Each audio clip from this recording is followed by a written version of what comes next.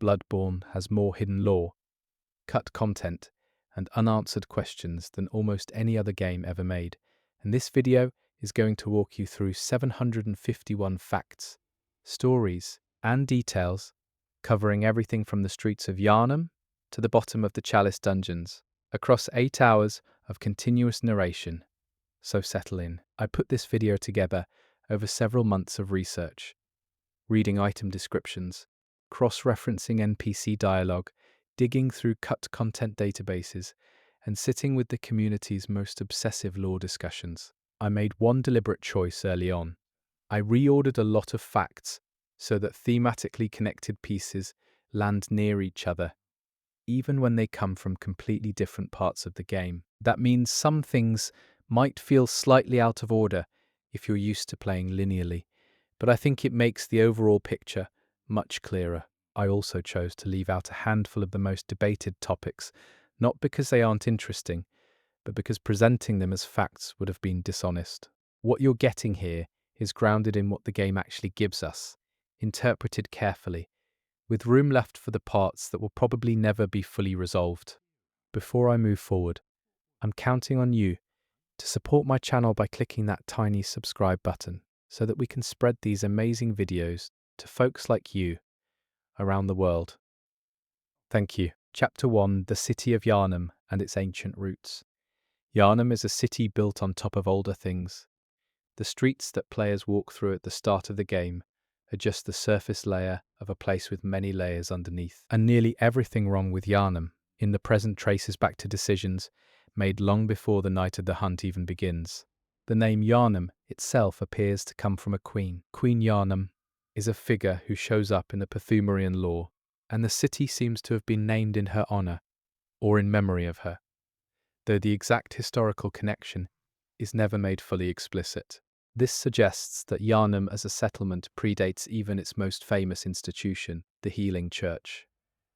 The Healing Church did not found Yharnam, but it did transform it. Before the church rose to prominence, Yharnam was likely a smaller settlement built near the old labyrinth entrances. The Pthumerian ruins below the city predate all of recorded Yharnamite history, and the church essentially built its empire on top of that foundation.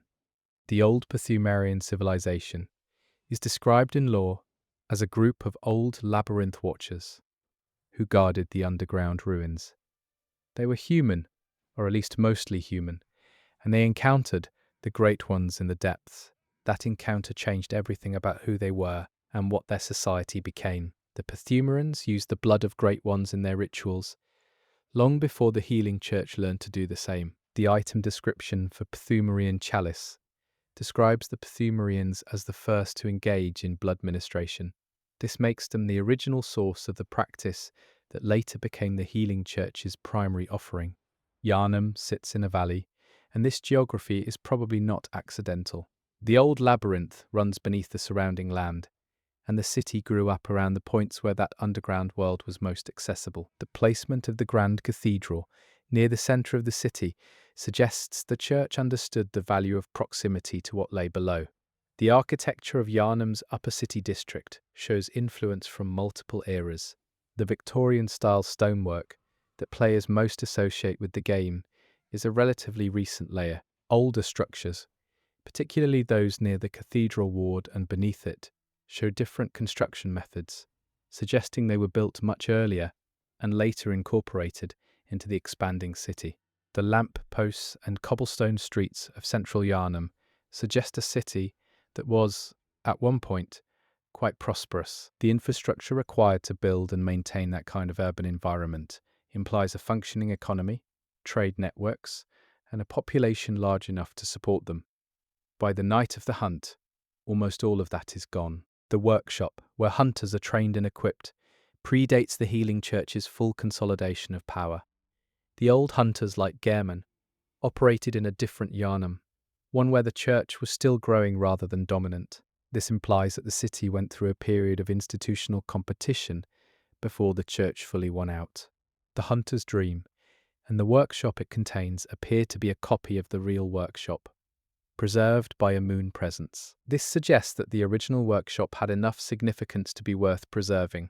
or at least that something wanted a version of it to persist beyond whatever happened to the original. The beggars and madmen found throughout Yharnam's streets on the night of the hunt are not random unfortunates. Many of them are former citizens who descended into beasthood at varying rates. The game suggests that the population of Yharnam was essentially sacrificed to the hunt, used as fuel for a ritual or process that the church never fully explained to them. The healing church distributed blood vials to Yharnamites as medicine. This was the church's primary source of power over the population.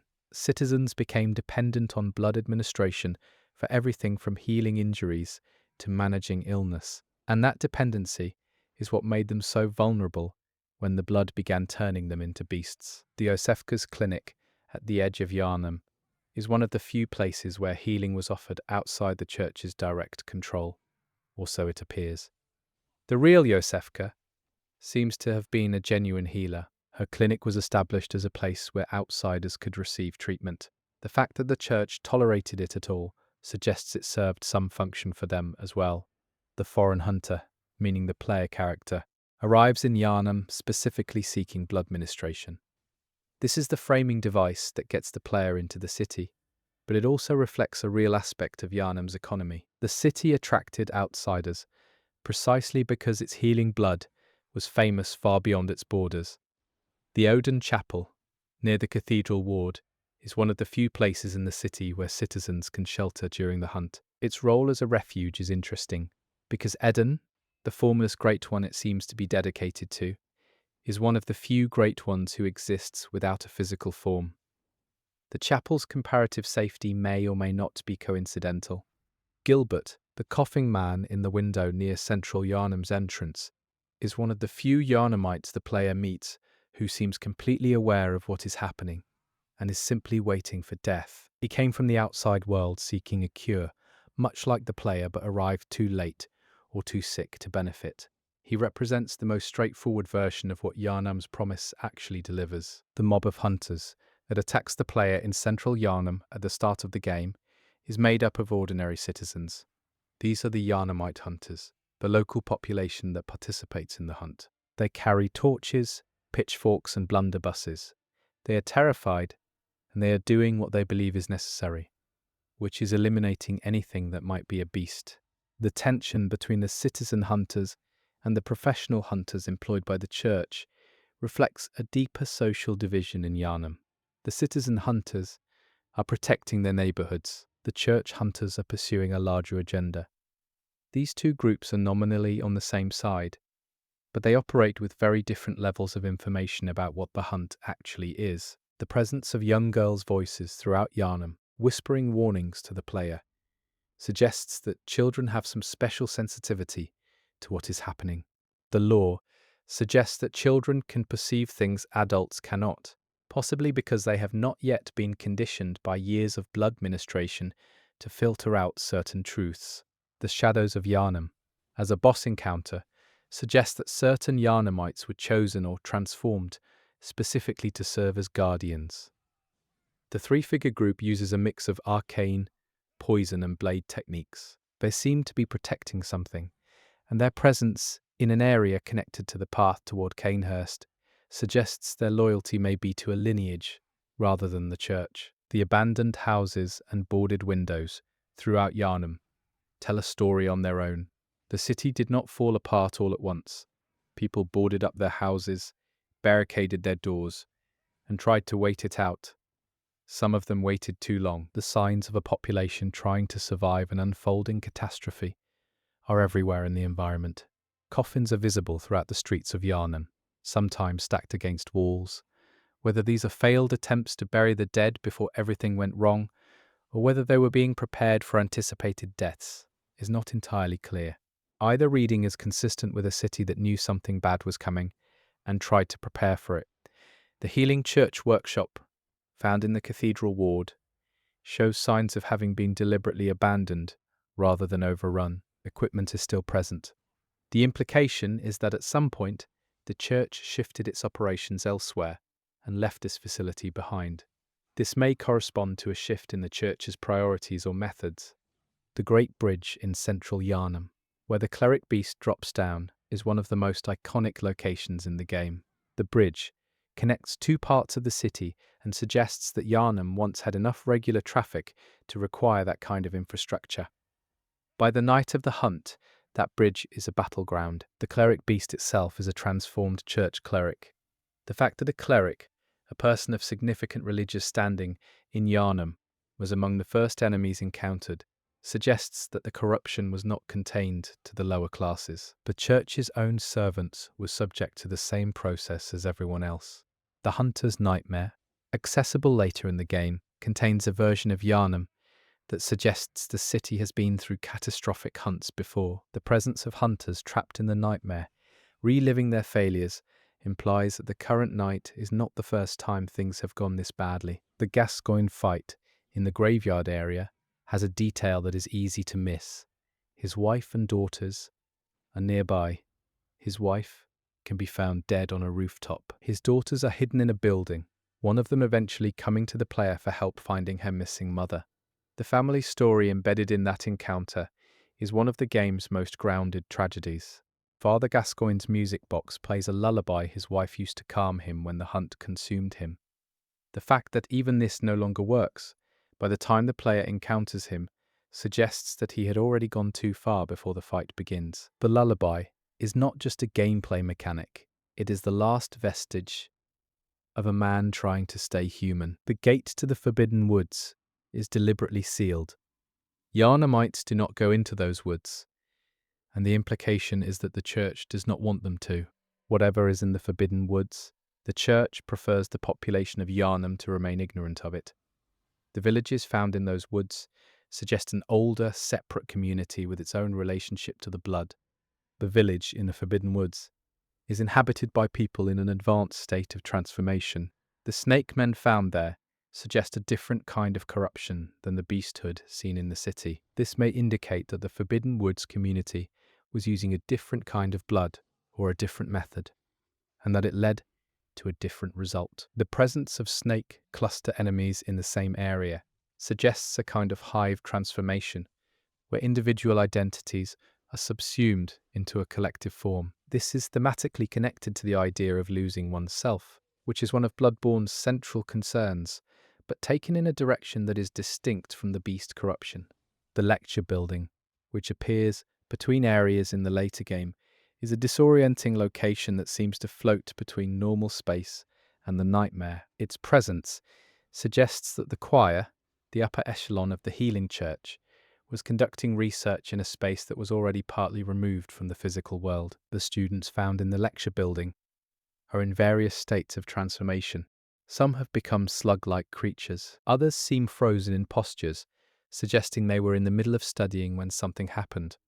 The implication is that whatever experiment or ritual the choir was conducting in this space went wrong, or possibly went exactly as intended.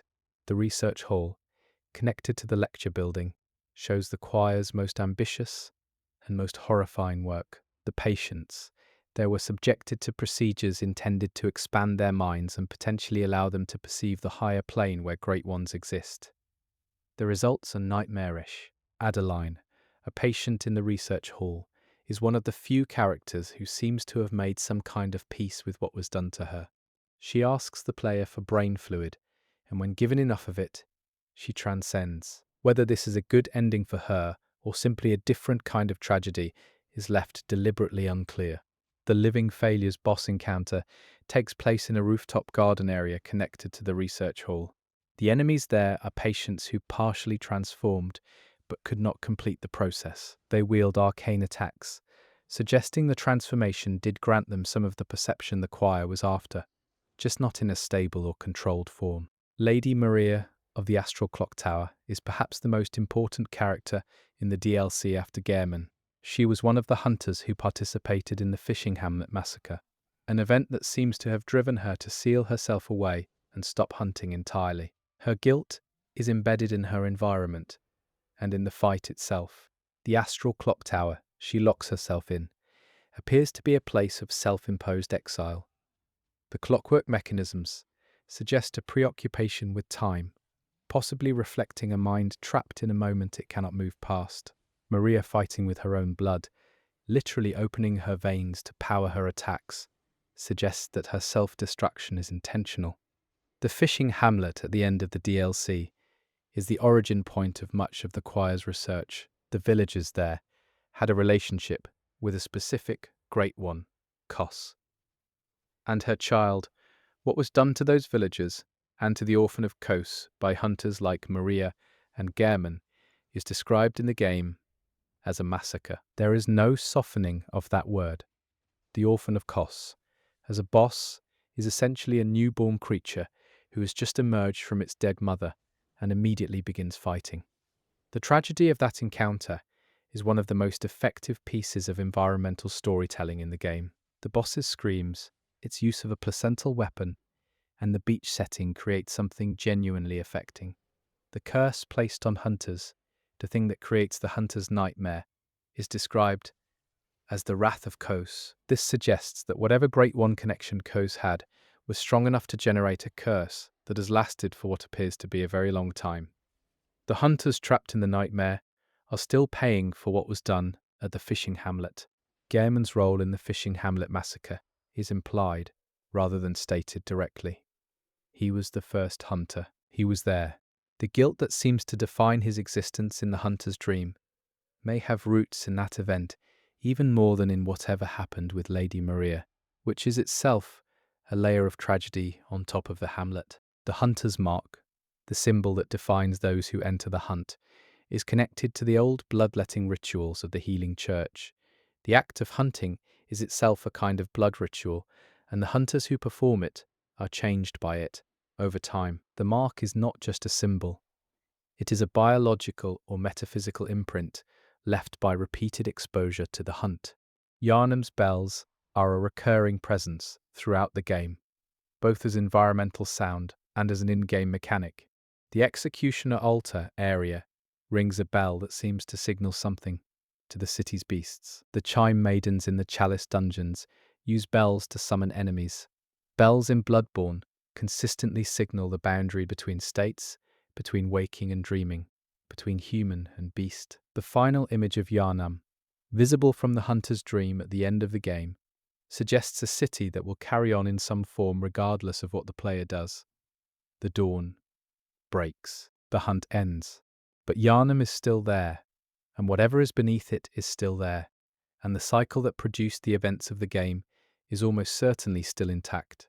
Chapter 2: The Healing Church and the Blood. The Healing Church is the institution that shaped modern Yharnam more than anything else, and understanding what it actually was, what it believed, what it was secretly pursuing, and where it went wrong requires pulling together evidence from across the entire game. The church was founded by a man named Lawrence. Lawrence is described as the first vicar of the Healing Church, and his name appears in item descriptions associated with both the church's origins and its most terrible failures. The Lawrence boss fight in the DLC is against a version of him transformed into a beast, which is a pointed commentary on where his ambitions led. Lawrence studied at Bergenworth, the scholarly institution that predated the church. It was at Bergenworth that he and his colleagues first encountered the old blood and began to understand its properties. Lawrence's decision to take that knowledge and build a religious institution around it was a choice that his mentor, Master Willem, apparently disagreed with strongly. Master Willem's disagreement with Lawrence is one of the central intellectual conflicts of Bloodborne's backstory.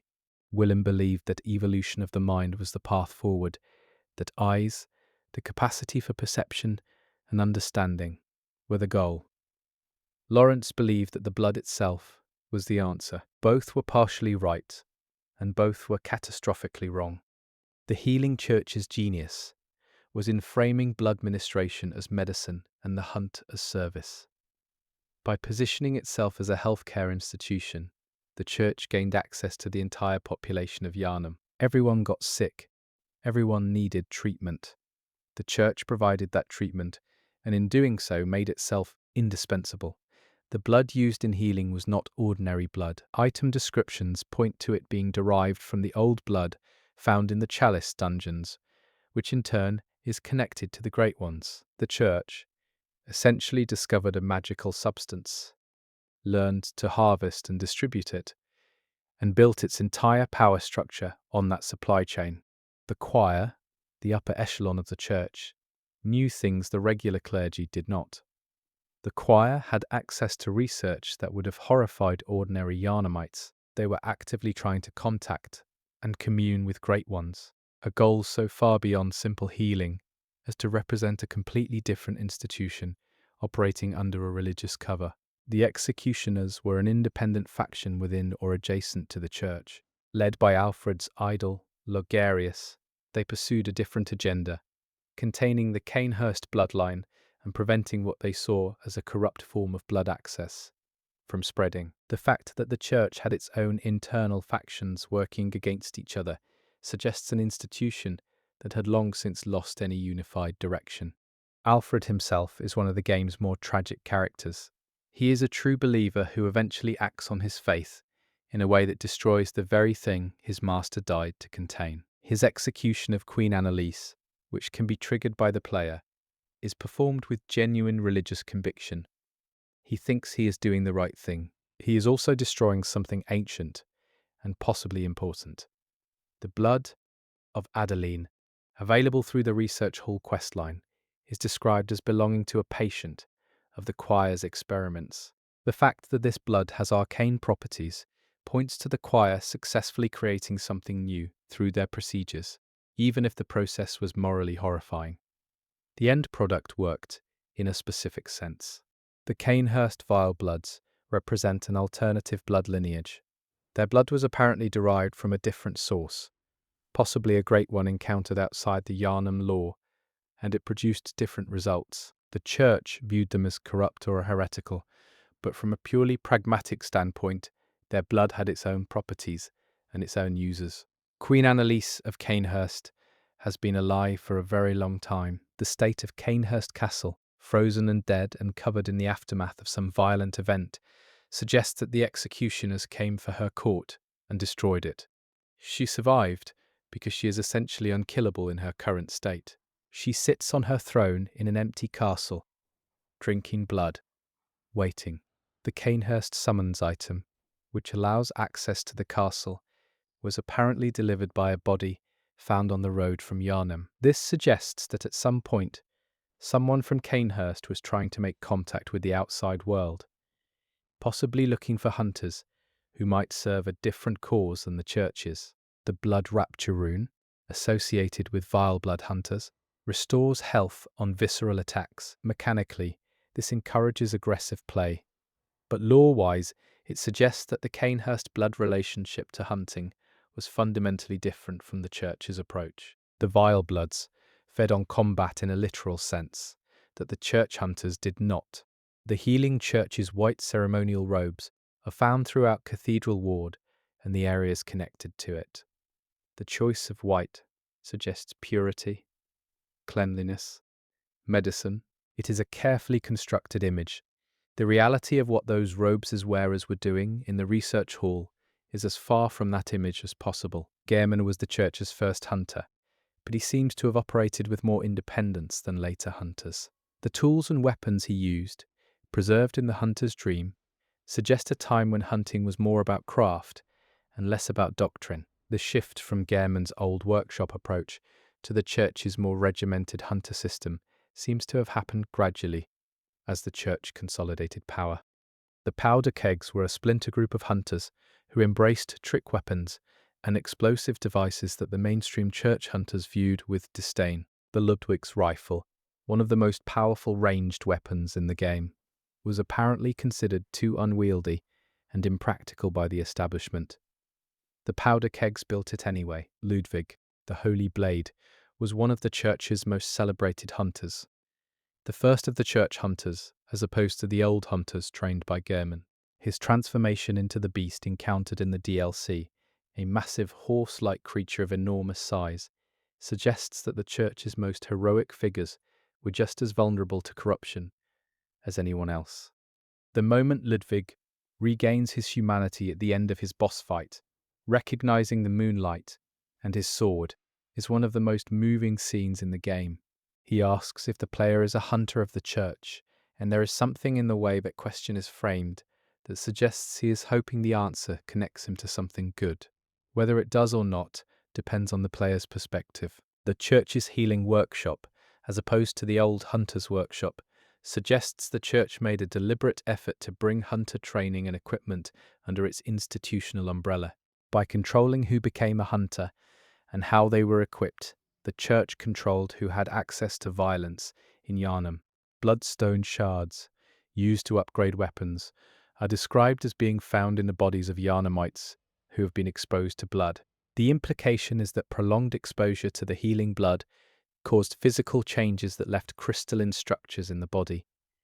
The hunters are essentially mining the corpses of the city's victims for upgrade materials. The Pthumerian Queen Yharnam, encountered in the Chalice dungeons, bleeds constantly, suggesting that she was used as a blood source at some point. Her appearance in a vision during the game's ending suggests that her blood, and the Great One child she may have carried, connects the deepest Pthumerian lore to the surface events of the game in ways that are still being pieced together by the community. The church's cathedral is built on a scale that suggests it was meant to impress.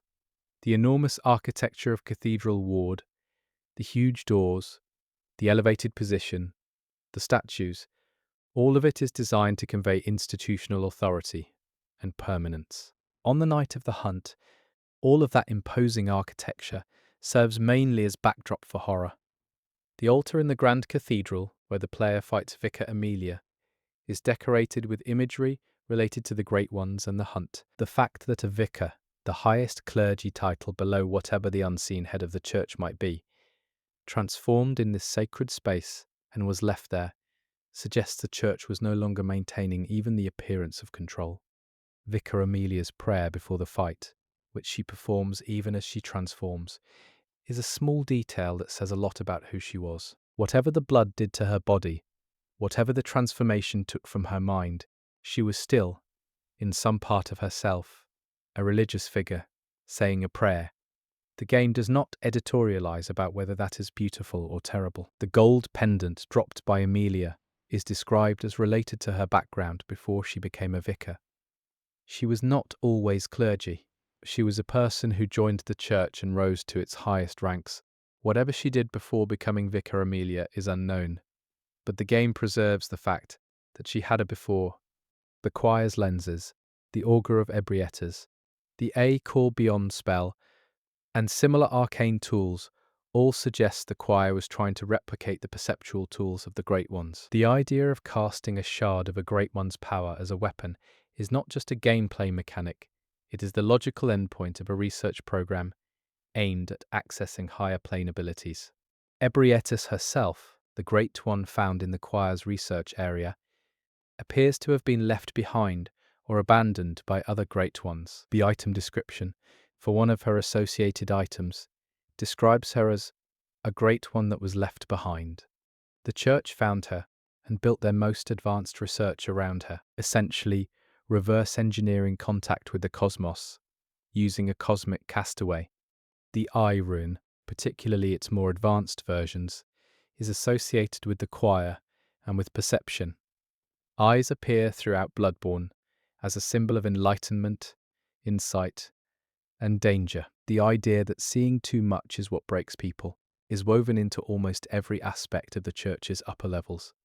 Mikolash, the host of the Nightmare, was apparently a scholar of the Mensis school, one of the church's research factions. His desire to make contact with a Great One drove him to perform a ritual that sent his entire school into the Nightmare.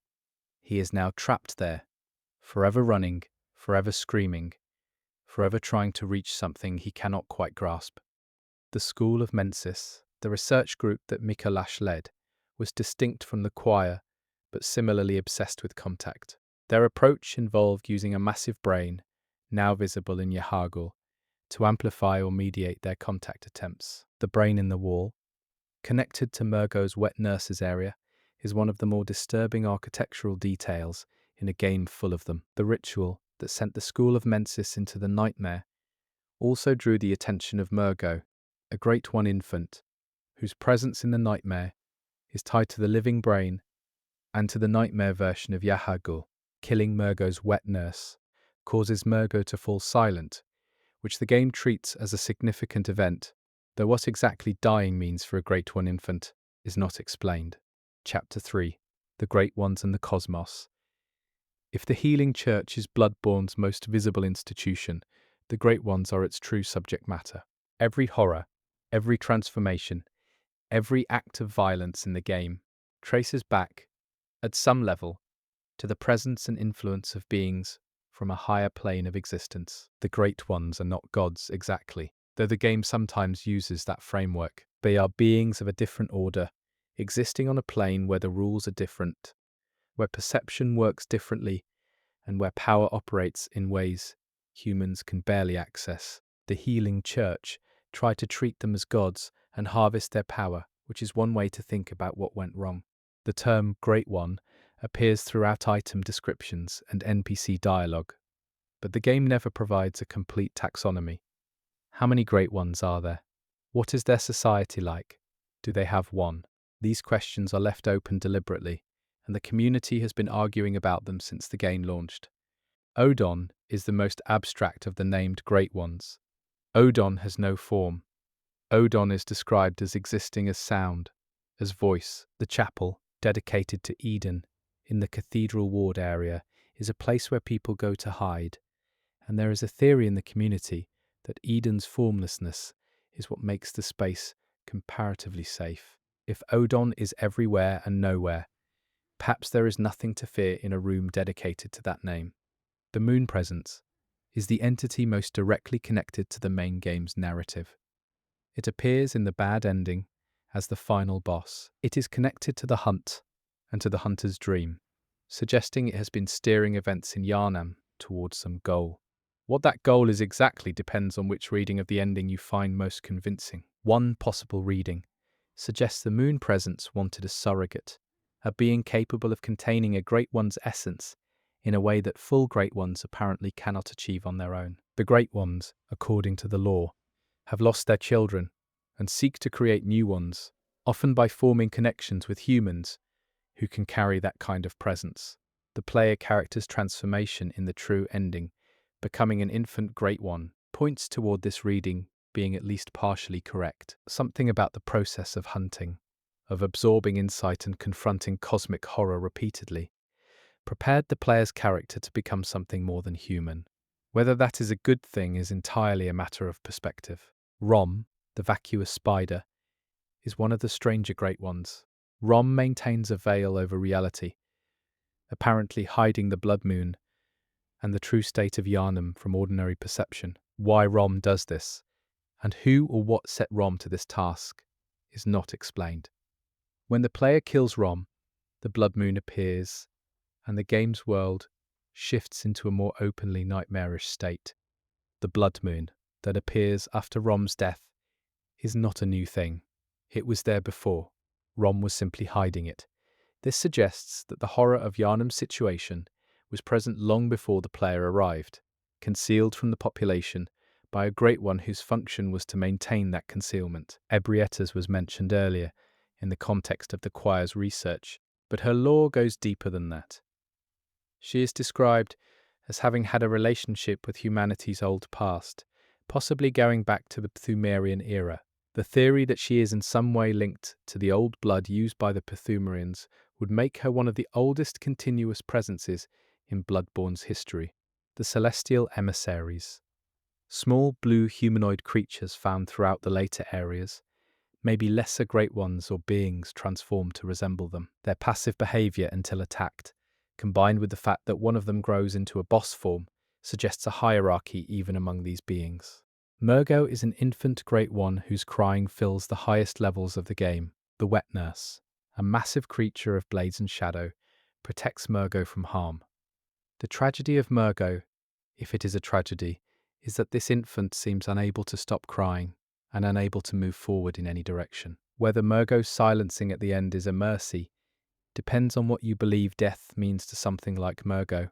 Kos is the Great One, at the center of the DLC lore. She washed up on the beach of the fishing hamlet and died there, or something like dying. Her child, the orphan of Kos, was still living inside her when hunters found the body. What was done to Kos, her remains, and her people is where the DLC's darkest content originates. The Kos parasite, a weapon in the DLC, is literally a piece of Koss's remains that the player can use. Its description notes that it is in mourning, that using it channels Koss's power while simultaneously grieving. The weapon is one of the strangest in the game, because the item description implies emotional content in a non-sentient object. The egghead enemies in the research hall and elsewhere, creatures with eggs growing from their heads, connect to the idea of Great Ones using human hosts to incubate something. The relationship between transformation, reproduction, and the Great Ones is one of the more unsettling aspects of the lore, and it recurs in multiple different forms throughout the game. The umbilical cords, found in multiple locations and connected to multiple characters, are described as belonging to Great One infants. The fact that there are multiple of these scattered across Yharnam and the surrounding areas suggests that Great Ones have been attempting to connect with or reproduce through humanity for a long time. One umbilical cord is associated with Ariana, a woman the player can send to safety who later gives birth to something that is not quite human. Another is associated with Iosefka, who underwent the choir's procedures. Another is found in the area where Murgo is. The distribution of these cords across different storylines suggests a pattern in how Great Ones seek connection. Consuming all 3 umbilical cords before fighting Gehrman changes the game's ending. The cords grant insight, and enough insight allows the player to refuse Gehrman's offer and face the moon presence directly. The mechanic is a literal enactment of the game's central theme, accumulating enough understanding of the horror to confront it, rather than accept release from it. The pale blood, mentioned in the intro note and sought by hunters, is one of the game's most discussed mysteries.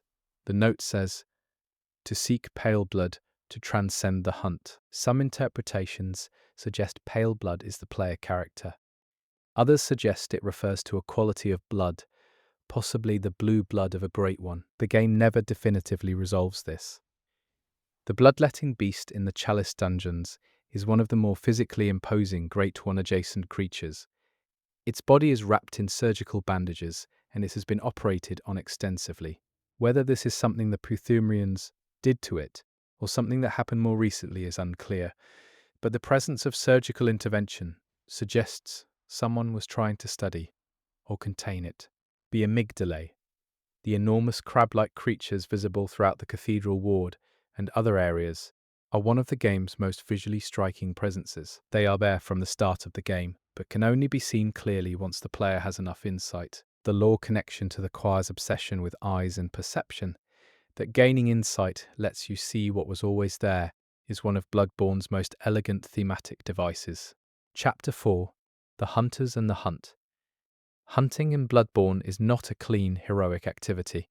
It is a ritual with a long and troubled history, full of people who thought they were doing the right thing, people who knew they weren't and did it anyway, and people who got lost in it so completely that the distinction stopped mattering. The first hunter was Gehrman. He was trained, apparently, by someone or something, though the game does not specify who taught him. He established the workshop, created the trick weapons concept, and served as the primary trainer for Yharnam's hunters for what appears to be a very long time. Gehrman's relationship with Lady Maria is implied to be one of obsession on his part. The doll, in the hunter's dream, appears to be modelled on Maria. She left Gehrman's service and went to work for the choir, eventually taking part in the fishing hamlet massacre. Whatever the relationship was, it clearly affected Gehrman deeply and for a very long time. The hunter's dream is Gehrman's prison as much as it is the player's home base. He is bound there by the moon presence, unable to die, unable to leave, unable to do anything except wait for hunters and try to guide them. His offer at the end of the game, to let the player go, to release them from the hunt, is the offer of a man who wants to give someone else what he cannot have himself. The old hunters who appear in the DLC, The Hunter's Nightmare, are trapped in an endless repeat of the worst hunt they were part of.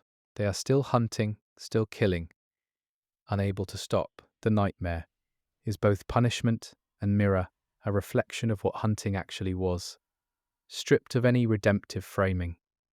Simon the Harrowed is a hunter in the DLC who came to the nightmare voluntarily, looking for his friend Brador. Simon uses a bow, which is unusual. He is described as always having been different from other hunters. His presence in a place defined by violence, specifically choosing a weapon that keeps him at distance from that violence, seems deliberate. Brador, the church assassin found in the DLC's Nightmare, was apparently a hunter who killed another hunter and was given a church role specifically because of that. He wears the beast's hide of the friend he killed. He does not speak. He exists purely as a function, eliminating hunters who get too close to certain truths. Valtra, Master of the League, is a hunter found in the main game who leads an organization dedicated to cleansing vermin, a word that can apply to actual parasites on beasts or to a more metaphorical corruption. Valtra's helmet is described as containing or filtering his vision in some way. His dedication to cleansing suggests a man who found a purpose that let him stop asking the questions that were breaking him. The hunter's set, the basic starting armor, has a description that says it is the standard issue for new hunters. There is something poignant about that. An entire civilization's response to cosmic horror is reduced to a set of standard issue equipment handed out at the beginning of what is essentially a grinder. Trick weapons, the signature weapon system of Bloodborne, are described as the product of Yharnam's unique culture. The transformation between forms, the adaptation to different combat situations, reflects hunters who needed to deal with a variety of threats in a single night. The weapons are practical innovations born of necessity, not aesthetics. The Kirkhammer, Ludwig's rifle blade mounted on a massive church pillar, is one of the most functionally absurd weapons in the game. It is also one of the most honest. When you take the weapon that killed beasts at range and turn it into a blunt instrument, you are saying something about what hunting eventually becomes, just hitting things harder. The burial blade, Gehrman's weapon, is described as belonging to a time before the workshop was established. It is one of the few weapons in the game that predates the church's influence on hunting. The scythe form suggests a connection to death and cycles in a way that the standard hunter weapons do not. Rakuyo, Lady Maria's weapon, is described as a hunter's personal weapon that she apparently discarded. The item description for Rakuyo notes that Maria disdained the use of blood weapons and found an alternative in this blade. The fact that she later uses her own blood in the boss fight adds a layer of irony, or self-punishment, to the encounter. The Chikage, the Canehurst blade that transforms and deals blood damage to both enemies and the user, is the purest, mechanical expression of the vile blood philosophy. Power through self-damage, strength that costs you something. The Chikage rewards skilled play and punishes carelessness in a way that feels thematically perfect for its origin. The church pick, a weapon associated with the healing church's more aggressive hunters, is described as being used to hunt kin, which is the game's term for great one-adjacent creatures. The fact that the church had weapons specifically designed to hunt great ones, even as it was trying to commune with them, suggests the relationship was more complicated than pure worship. The stake driver, a powder keg weapon, is an industrial tool repurposed for hunting. Its absurdity is the point. The powder kegs did not build elegant weapons. They built weapons that worked spectacularly, often destructively, with complete disregard for whether the healing church approved. Beast claws, found in the chalice dungeons, allow the hunter to partially embrace beast nature in combat. The transformation is cosmetic, but the rune associated with them, Beast's Embrace, changes the player's physical appearance to something more bestial. Using these weapons while maintaining hunter status is a mechanical version of what several NPC hunters tried and failed to do as a philosophical position. The powder keg's philosophy was essentially that hunting did not need to be spiritual or ritualistic. It needed to be effective. The tension between the powder kegs and the church hunters mirrors the broader tension in Yharnam between practical necessity and institutional ideology.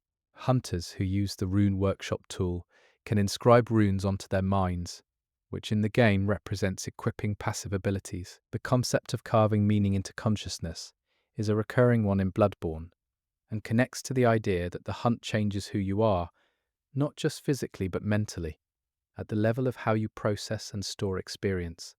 The impurity rune, associated with Valta and the League, is described as purifying the body. This seems contradictory until you consider that in the League's framework, removing vermin is what purifies. The rune reflects a mindset. The body is contaminated, hunting is the cleaning process, and participating in the hunt is an act of self-purification. The Blood Rapture rune and the Claw Mark rune both suggest different philosophies about what hunters are and what they are becoming. Blood Rapture points toward the Cainhurst model of hunting as feeding. Claw Mark points toward the beast model of hunting as becoming. Neither is the Church's official position, which is part of why both exist in the margins of the institution. The Guidance rune, associated with Gehrman and the Old Workshop, speaks to the relationship between mentor and student that defined the first generation of hunters. Gehrman taught people he cared about whether they survived. The institutional hunting apparatus that came after him is a much more impersonal machine. Hunters in Bloodborne are described as drinking blood before going out. The phrase used in the opening cinematic is that the hunter drinks the blood to see if they are a good match. This framing positions blood as a kind of test, a filter that determines whether someone can participate in the hunt at all. Those who are not a good match, presumably, do not come back. The Church's control over blood supply was therefore also control over who could be a hunter. By determining who got which blood and in what quantity, the Church effectively managed its security apparatus through the same system it used for public health. The integration of medicine and military power in a single institution is one of the more subtle horrors of Yharnam's political structure. Alfred's quest arc ends with him executing Queen Annalise, and then asking the player to give him the queenly flesh. If the player gives it to him, he uses it to revive and then immediately re-execute the queen, repeating the act until he dies himself. The obsessiveness of this behavior, killing the same thing over and over, is a grotesque parody of the hunt itself. It is what hunting looks like when it has completely consumed someone. Chapter 5: The Chalice Dungeons and What Lies Beneath. The Chalice Dungeons are the oldest part of Bloodborne's world, and they are also the part the game gives players the least direct narrative context for. What you find down there has to be pieced together from item descriptions, enemy placements, and the occasional environmental detail. The Pthumerians built the labyrinths. The labyrinths predate the city of Yharnam, the healing church, and all of the events of the main game. They were constructed to access and contain the old blood and the great ones that produced it. Whatever the Pthumerians were, they were not naive. They built with specific intent. The labyrinth is described in the game as existing in multiple layers. The Iz labyrinth and the Loran labyrinth are specifically named and are distinct from the Pthumerian labyrinth, suggesting that the underground world is not a single structure, but a network of related spaces, possibly created at different times or by different groups. Loran is described as a charred location, suggesting it was destroyed by fire at some point. The enemies found in Loran chalices tend toward more elemental and beast-type enemies than those in the Pthumerian chalices, and the architecture has a different character. Loran may have been a separate civilization entirely that independently discovered the labyrinth or the old blood. The Iz labyrinth is associated with the kin, with great one-adjacent creatures, and with the deepest arcane content in the game. The Ebrietta's encounter in the Iz labyrinth is considered by some to be the real Ebrietta's encounter, deeper and more lore-relevant than the one in the main game. The architecture in Iz has a distinctly different aesthetic, suggesting a different origin. The old labyrinth watchers were the Pthumerian ancestors who first encountered the Great Ones in the depths. Their role was described as guardianship, but the nature of that guardianship is ambiguous. Were they protecting the Great Ones? Containing them? Managing the flow of their influence upward into the human world? All three are possible. The Pthumerian descendants, found as mini-bosses in the Chalice dungeons, appear to have preserved combat traditions from the old civilization. Their fighting styles incorporate elements not seen in surface Yharnam combat, suggesting an unbroken martial lineage going back to the original labyrinth builders. Queen Yharnam, the Pthumerian queen found in the deepest chalices, appears pregnant in her boss form.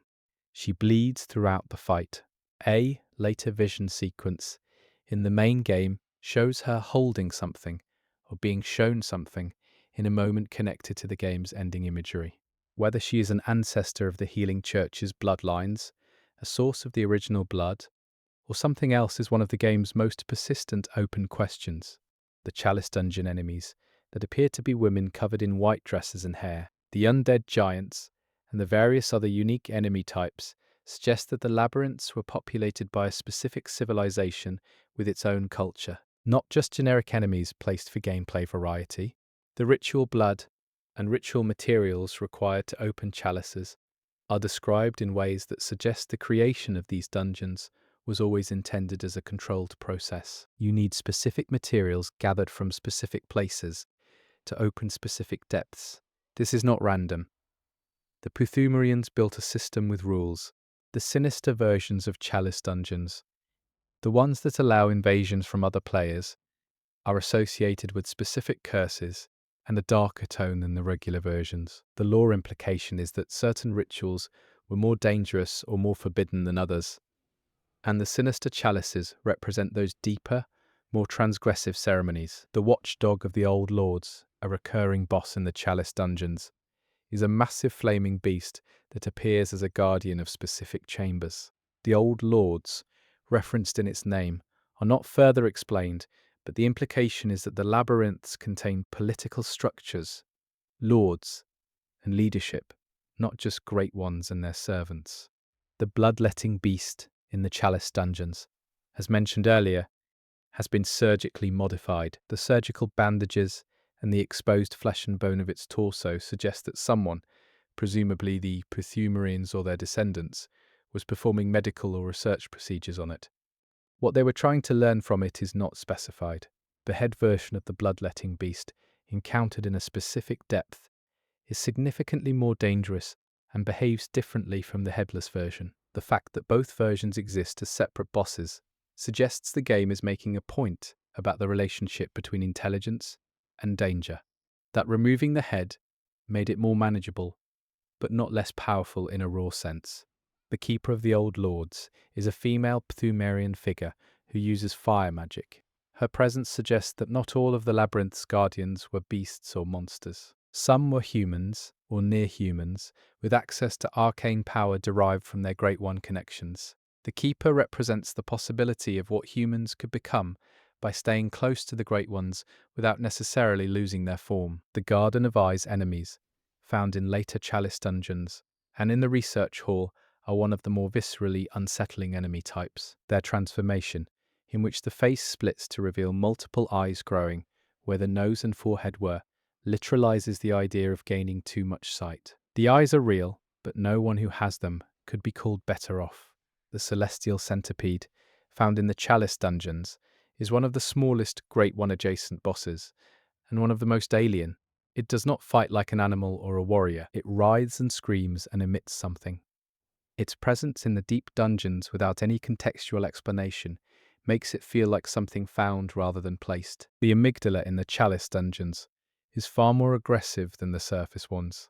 The surface amygdalae are passive, even gentle, when the player has enough insight. The Chalice dungeon amygdala is a committed fight.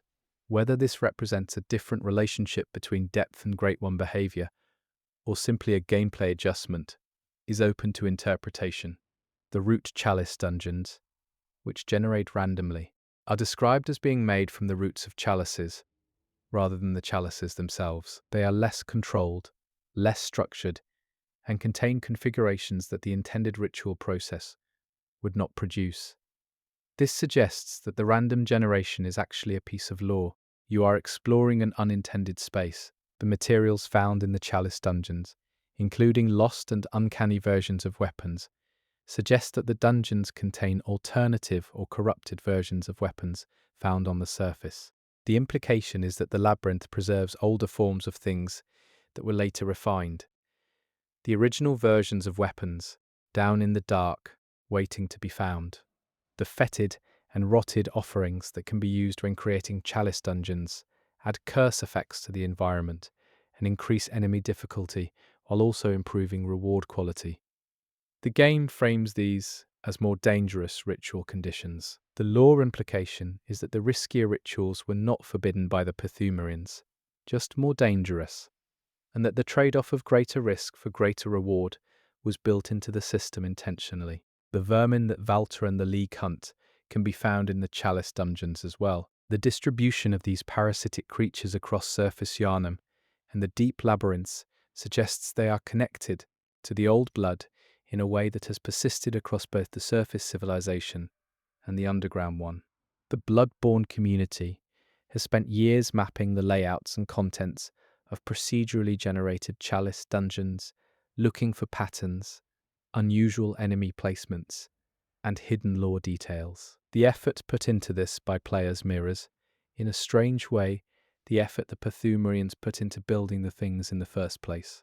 Everyone is looking for something in the dark. The sinister Pthumeru Ihil Chalice, the deepest accessible Chalice dungeon, contains Queen Yharnam and is one of the few places in the game where the story of the Pthumerians comes closest to resolution.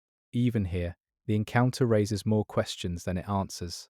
The Queen bleeds, the environment is sacred, and then it ends, and you take what she drops and climb back out. Chapter 6: The Night of the Hunt, NPCs and the Human Cost.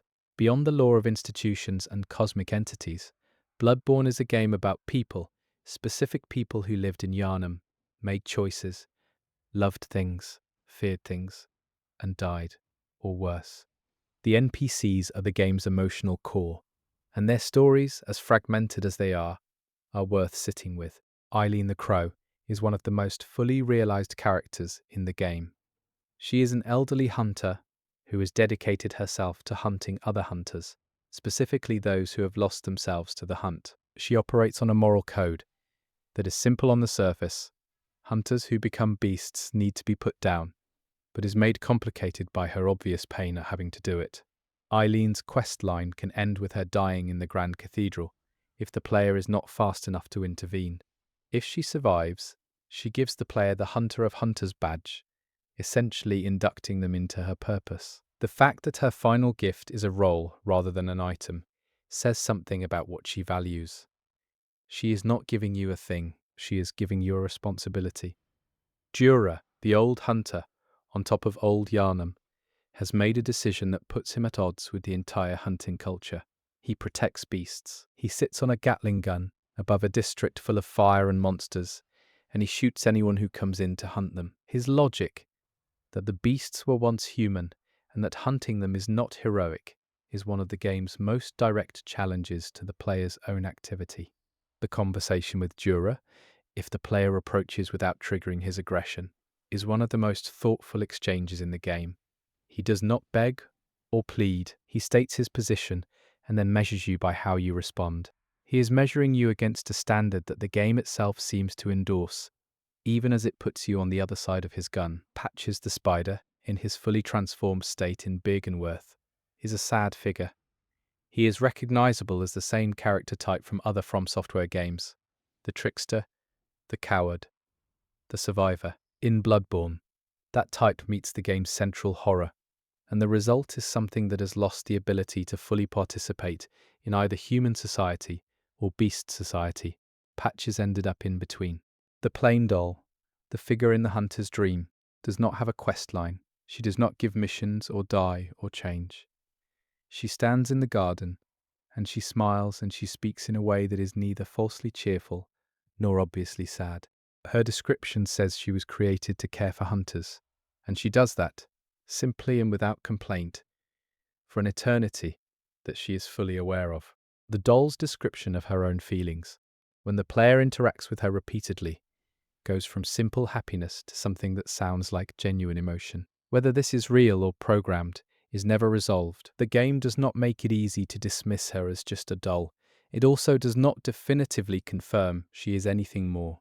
Ariana, the woman of the night found in Cathedral Ward, can be sent to the Odin Chapel for safety. Her fate there is one of the game's more disturbing questline outcomes. She eventually gives birth to a Great One's child, an umbilical cord among the reward, and then can be found sitting on the floor of the chapel, hollow and emptied. She did not consent to what happened to her. The game does not pretend she did. The suspicious beggar, who can also be sent to the chapel, is eventually revealed to have killed and eaten the other residents. When confronted, he drops the pretense and attacks. His explanation, if it counts as one, is essentially that he is what he is and cannot help it. The chapel, meant as a refuge, became something else because of the people sent there. This is a recurring pattern in Bloodborne. Adela, the nun, is another chapel resident whose fate depends entirely on player choices made at a distance. If the player gives Ariana's blood to Adela, she eventually attacks out of religious jealousy. If she does not receive blood, she stays passive. Her sanity and survival are conditional on things she has no awareness of and no control over. This is how Yharnam works for everyone in it. The younger main hall student, found dead in the lecture building, is a small, easily missed detail. He left a note. The note is one of the more affecting pieces of environmental writing in the game. Not because it reveals great secrets, but because it records a young person's last confused, frightened thoughts about what was happening around him. Iosifka, the real one, is dead by the time the player can enter her clinic through the back passage. The person they have been sending people to is an impersonator, a member of the choir conducting experiments on anyone delivered to her door. The betrayal embedded in this storyline is quiet but complete. The false Iosifka, when confronted, is calm. She does not beg. She talks about her work as if it is important, and possibly it is, from a certain perspective. She is doing what she was trained to do, what she believes in. The fact that it involves experimenting on the sick and desperate, who were specifically sent to her for safety, does not seem to register as a moral problem from where she stands. Mikolash is a villain who has been too long with his obsession to function as a person anymore. He quotes things, he runs, he hides behind mirrors. He shouts at a great one he cannot quite reach. The boss fight with him is frustrating as a gameplay experience, partly by design. Chasing a man who is running from something he also desperately wants is the exact dynamic he has been trapped in for what appears to be years. The line, "A hunter is a hunter, even in a dream," is one of Mikolash's most quoted pieces of dialogue. It is also one of the clearest articulations of what the nightmare is, a place where you cannot stop being what you were. The hunters are still hunting. Mikolash is still reaching. The dream does not change what you are. Martyr Logarius, the boss at Cainhurst Castle, died in his siege position. He came to contain Annalise, and he succeeded, after a fashion, staying there himself as a kind of permanent lock on the door. His reanimated form fights with arcane power, and the description of his rune suggests he was a man of genuine belief. He believed what he was doing was righteous. He may not have been entirely wrong. Queen Annalise herself, when the player reaches her after defeating Logarius, is utterly calm. She sits on her throne, in an empty castle full of the remains of her court.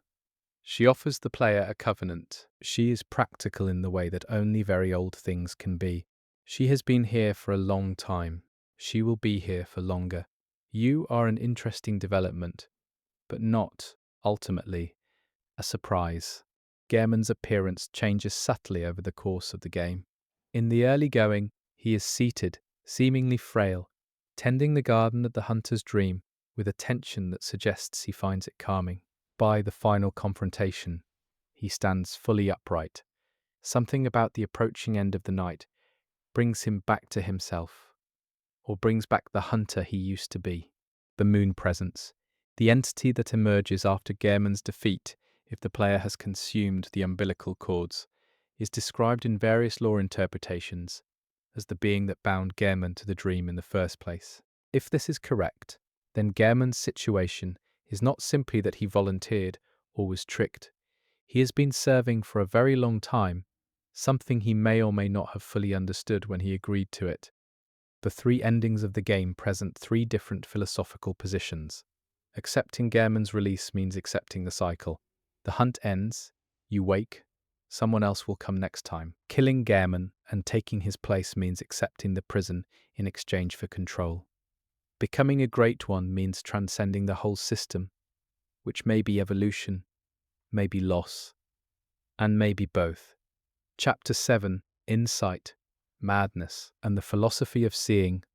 Bloodborne uses the mechanic of insight to convey something thematic.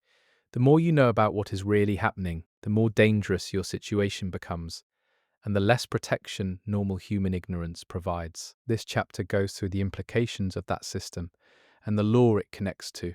Insight is gained by encountering bosses, consuming items, and experiencing specific events. It changes what the player can perceive, including making the amygdalae visible and audible in Cathedral Ward. The amygdalae have been there the whole time. Insight just allows you to see what was already present. At high insight levels, the enemies in the game subtly change. Some enemies gain new behaviors. The celestial presence becomes more visible. The line between the physical world and the dream becomes less clear. This is the game mechanically enacting its own theme. Knowledge changes reality, or at least your experience of it. The madman's knowledge items, consumable for insight, are described as being found on madman throughout Yharnam. The implication is that these people went mad specifically from gaining too much understanding, and that their madness crystallized into a form that other people can consume and gain insight from. Knowledge can be extracted from the destroyed. The empty phantasm shell, which coats a weapon in arcane energy, is described as the shell of an unwanted phantasm. The phantasm, whatever it was, has left its casing behind, and that casing still holds power. The idea that absence retains the shape of what was there is woven into Bloodborne's design throughout. The choir's use of eye pendants and similar items was described as a way to facilitate contact with great ones. The items enhance perception. The cost of enhanced perception is mental stability. The choir seems to have decided this was an acceptable trade-off. Their patients, presumably, were not given the full picture. Carol, the runesmith, transcribed runes from the howling of Great Ones. The ability to encode Great One communication into symbols that humans can use is one of Bloodborne's most interesting ideas. It suggests that even the most alien forms of communication are, in principle, translatable. The translation just requires someone willing to listen to things that break most minds. The three variants of the eye rune, gained from different sources, all relate to acquiring more blood echoes from enemies. The law justification is that more perceived eyes means more insight into the value of what is found. The mechanic of experience points as vision is an elegant translation of the game's theme into a system. The lake rune, associated with defense, is described as representing the great ocean of blood. The layering of imagery here, defense as depth, survival as submersion, connects the act of not dying to the same blood mythology that defines everything else in Yharnam. The beast rune, gained from beast-associated enemies, gradually changes the player's appearance if the full beast's embrace rune is equipped. The visual transformation suggests that using beast power over time leaves marks. The hunters who walk closest to the beast nature are visibly changed by it. Master Willem's eyes are used to hold his head up in his final position at Bergenworth. He cannot move, he can barely speak, but his eyes are open. He made himself into a demonstration of his own philosophy. All that matters is the eyes, the perception, the ability to see higher. Whether his condition represents success or failure is the question Bergenworth itself never answered. The choir's approach to gaining eyes and perception involved literal surgery, cutting into patients and implanting things. The description of what was done to the patients in the research hall is one of the more graphic pieces of lore in the game, not in its imagery, but in its implication. These were people who trusted an institution and were used up by it. The presence of the Nightmare Lecture Building as a separate space that connects the hunter's nightmare to the regular game world suggests that knowledge, specifically the kind of knowledge the choir was pursuing, exists in a space between the waking world and the dream. The lecture building is literally in between, geographically and metaphysically. The living string, a material dropped by a brain and used in a specific chalice dungeon ritual, is described as belonging to a formless Great One. Its use as a ritual component suggests that Pthumerians had protocols for incorporating Great One biology into their rites. This is not improvisation, it is methodology. The way Bloodborne's bosses communicate, or fail to communicate, says something about the game's view of understanding. Some bosses can speak, like Mikolash and the Shadow of Yharnam, who say recognizable things. Some bosses emit sounds that suggest communication but cannot be passed, like Murgo's wet nurse, whose silence is its own kind of statement. And some, like the moon presence, communicate only in their actions. The gradient, from speech to silence, tracks roughly with distance from humanity. The blood echoes that enemies drop, which the game uses as both experience and currency, are described as the remnants of someone's life, their insights, the sum of their experience crystallized. When you absorb blood echoes, you are absorbing part of a person who no longer exists. The economic system of the game is built on the consumption of the dead. The concept of insight as a number is almost satirical in its design. You can have too much of it. It makes babies cry. It changes what you can see. It affects your maximum health. The game is very specifically saying that knowledge has weight and cost, that accumulating understanding of the horror is not a free action with no downside. The moon in Bloodborne sky goes through stages over the course of the night. The color changes mark progression through the narrative. The blood moon, which appears after Rom's death, is not the end state. The nightmare moon, if you look at the sky through the hunter's nightmare, is different again. The sky is a timeline. The stars visible in the nightmare and in certain late-game areas have a different character than normal stars. This is consistent with the idea that the nightmare exists in a different spatial relation to the cosmos than the waking world. The stars you see from a dream are not the stars anyone else sees.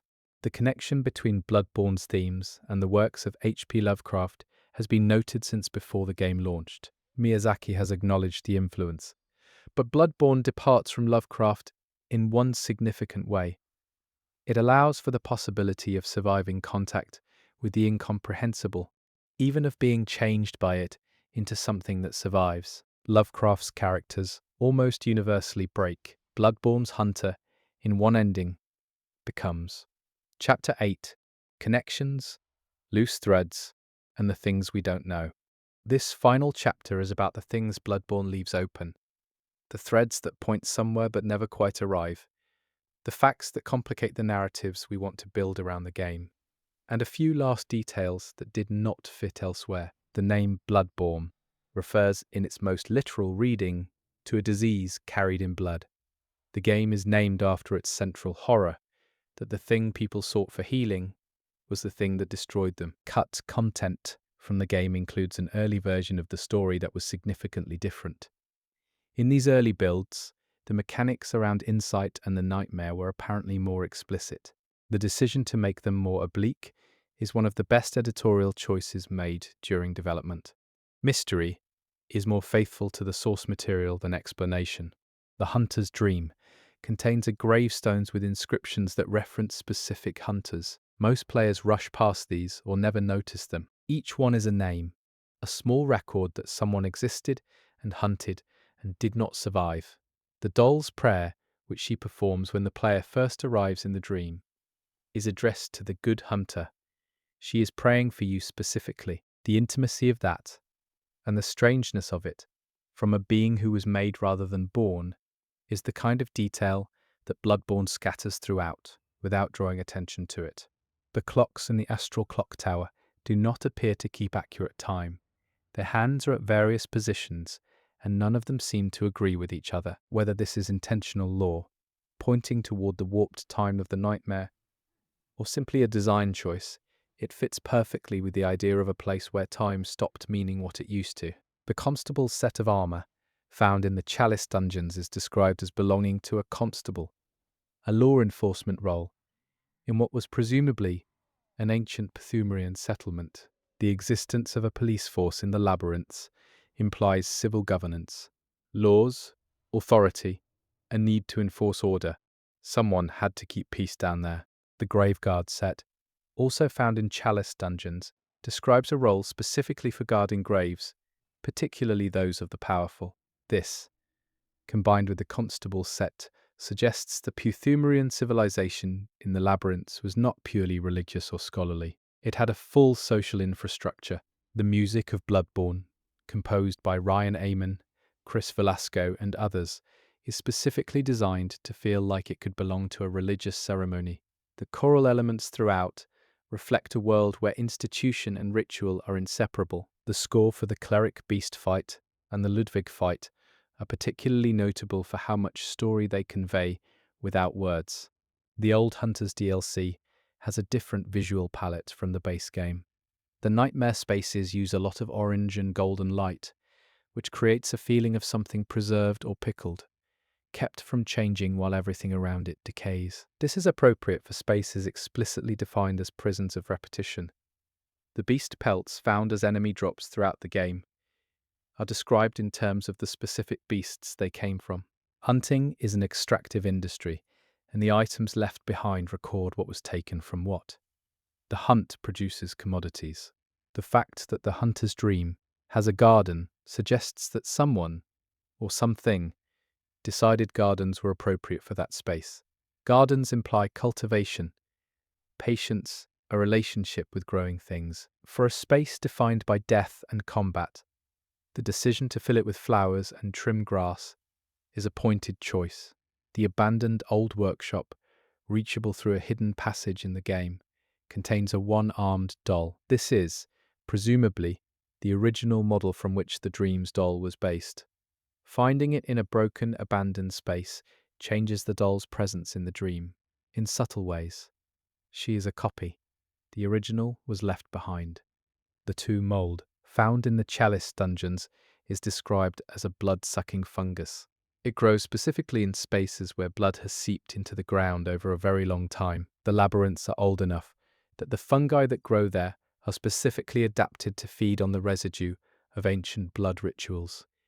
The ecosystem of the deep places is entirely products of the blood. The Pthumerian descendant boss uses a whip-like weapon with a throwing attack. This fighting style is specific to this enemy type and not seen elsewhere in the game in quite the same form. Whatever martial tradition the Pthumerian descendants preserve, it is distinct from anything that survived to the surface. It existed and was maintained entirely underground. The lore of the undead giant, the massive chained boss found in multiple Chalice dungeons, suggests these were prisoners. The chains are not restraint for movement, exactly. They are something else. Someone chained these things and left them in the dark. Whatever they did, or whatever they were, required them to be contained. The Great One Coldblood, a consumable item, is described as containing blood echoes from the body of a Great One. The implication that Great Ones leave blood echoes when they die, just like humans, is either deeply humanizing or deeply alarming, depending on how you look at it. Death may be a shared condition across planes of existence. The absence of any surviving government in Yharnam, outside the church, is notable. There are no visible political structures, no guards other than the healing church's hunters, no civic institutions that have persisted into the night of the hunt. The church absorbed all of it, or outlasted all of it. Yharnam, by the time of the game, is a theocracy so complete that its subjects may not have been aware of any alternative. The item descriptions in Bloodborne are some of the most carefully written in the Soulsborne series. The passive voice used throughout, the careful hedging of interpretations with words like suggests and said to, is not evasion. It is the game itself, modelling appropriate epistemic humility about a world that does not yield complete answers. The lantern system, where the player touches lanterns to travel to the hunter's dream and back, is never explained within the fiction. The lanterns simply work. They are part of the infrastructure of the dream. Someone placed them, whether the moon presence placed them, whether Gehrman placed them, or whether they simply appeared as part of the dream's logic, is left entirely unstated. The note at the start of the game, left for the player character by someone whose identity is not revealed, says to seek pale blood to transcend the hunt. This note sets the entire game in motion. Its author is never identified. The advice it gives, taken literally, leads the player toward the game's true ending. Someone who knew what was coming, wrote that note, and left it where a foreign hunter would find it. The final fact. Bloodborne ends, in its truest ending, not with the destruction of the horror or the salvation of Yharnam, but with a transformation so complete that the distinction between hunter and hunted, human and great one, stops applying. The game does not promise this is good. It does not promise it is bad. It is simply what the hunt, followed to its end, produces. One more small thing swimming in the early morning light, and the sunrise coming up over Yharnam. And whatever comes next. Chapter 9. Weapons, their histories, and what they say about the people who made them. The weapons in Bloodborne are not neutral objects. Each one carries the philosophy of its maker, the history of its use, and often the tragedy of the person most associated with it. Item descriptions are some of the densest lore delivery in the entire game, and the weapons are where that density is most concentrated. 752. The saw cleaver is the most basic weapon in the game, and the one most players start with, but its description is specific. It was used by the Healing Church's hunters. The saw teeth on one side, designed to tear at beast flesh, represent a practical innovation born directly from what the hunters were fighting. It is not elegant. It is not ceremonial. It is a tool that works. 753. The threaded cane presents an immediate contrast with the saw cleaver. The whip form is slower to damage, harder to use effectively, but it was carried by hunters who maintained appearances in the city. The description implies a social reality. Some hunters were visible members of Yharnam society, and they could not walk around carrying obvious butchery tools. 754. The hunter axe, the third starting weapon, is described as a trick weapon, of the workshop hunters specifically valued for its crowd-clearing ability. This is important because it reveals something about the early hunts. There were crowds. The problem was not single powerful beasts, but masses of people in early stages of transformation. The axe was designed for that. 755. Ludwig's Holy Blade, despite being named after the church's most celebrated hunter, has an interesting dual nature. In its short sword form, it is quick and precise. In its great sword form, it is slow and devastating. This duality reflects Ludwig himself, the celebrated church hunter who became a tremendous, barely controllable horror. The weapon holds both versions simultaneously. 756. The description of the Holy Moonlight Sword, unlocked by Ludwig's memory in his final moments, is one of the most poignant item descriptions in the game. The sword is said to exist in Ludwig's mind, a weapon he treasured. The fact that a monster, in its last lucid moment, is still holding on to the memory of a beautiful sword says something profound about what it means to lose yourself and what you hold on to at the end. 757. The burial blade's description says it was used by old Gehrman, the first hunter. The past tense is significant. By the time the player finds this weapon, Gehrman is still alive and presumably still capable of using it. The description treats it as something already historical, already belonging to a finished story. The hunter's dream exists in a strange relationship to time. 758. Gehrman's burial blade is a scythe, a death-harvesting implement repurposed as a hunting weapon. The Grim Reaper imagery is not accidental. The first hunter carries a death scythe. Whether this was intentional symbolism on the part of whoever designed the weapon in fiction, or simply from software being heavy-handed with symbolism, is a genuinely interesting question with no definitive answer. 759. The stake driver's description specifically mentions the powder keg's philosophy. They believed that trick weapons were best when they bordered on the absurd. The stake driver drives an industrial stake into enemies at close range for massive damage. It is impractical in every way except the one way that matters, which is that it kills things very quickly if you can get close enough. 760. The rifle spear is one of the few weapons that explicitly combines a firearm with a melee implement in a single hybrid form, rather than using the typical trick weapon transformation. Its description notes the Healing Church's preference for anti-kin weapons.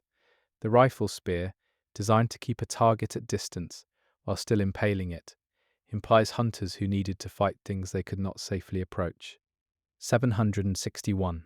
The Reiter Palash, associated with the Cainhurst Vilebloods, is a cavalry saber with a built-in firearm. The weapon reflects the Cainhurst aesthetic: aristocratic, cavalry-derived, elegant even in its violence. The fact that it uses quicksilver bullets for its built-in gun means vile blood hunters were using the same ammunition supply as everyone else, while maintaining a weapon that separated them, stylistically, from the church hunters. 762. The Bloodletter, another vile blood-adjacent weapon found in the DLC, transforms through the hunter's own body. The transformed mode involves driving the weapon through the user's own hand, drawing their blood to power it. The weapon literalizes the vile blood philosophy with a directness that even the Chicage, for all its self-damage mechanic, does not quite achieve. 763. The Amygdalan Arm, a weapon found in the DLC, is literally a severed limb of an amygdala. Using it allows the player to channel the amygdala's arcane energy in attacks. The existence of this as a weapon raises a question the game does not answer. How was it severed from an amygdala? Under what circumstances would a hunter acquire this? The implication is that hunters in the nightmare have access to things that hunters in the waking world do not. 764. The church pick description notes it was used specifically to hunt the kin, meaning great one-adjacent creatures. The weapon's split personality. A pick for penetrating tough hides in one form and a longer reach weapon in another, suggests the hunters who used it were dealing with creatures that required both precision for weak points and range for safety. They had studied what they were hunting. 765. The Beast Cutter is a DLC weapon that, unlike most trick weapons, does not transform between combat modes through an elegant mechanism. It transforms through brute addition of weight and mass. The description implies it was used by hunters who were not interested in elegance. There is something almost contemptuous in its design philosophy toward the refinement that characterizes most workshop weapons.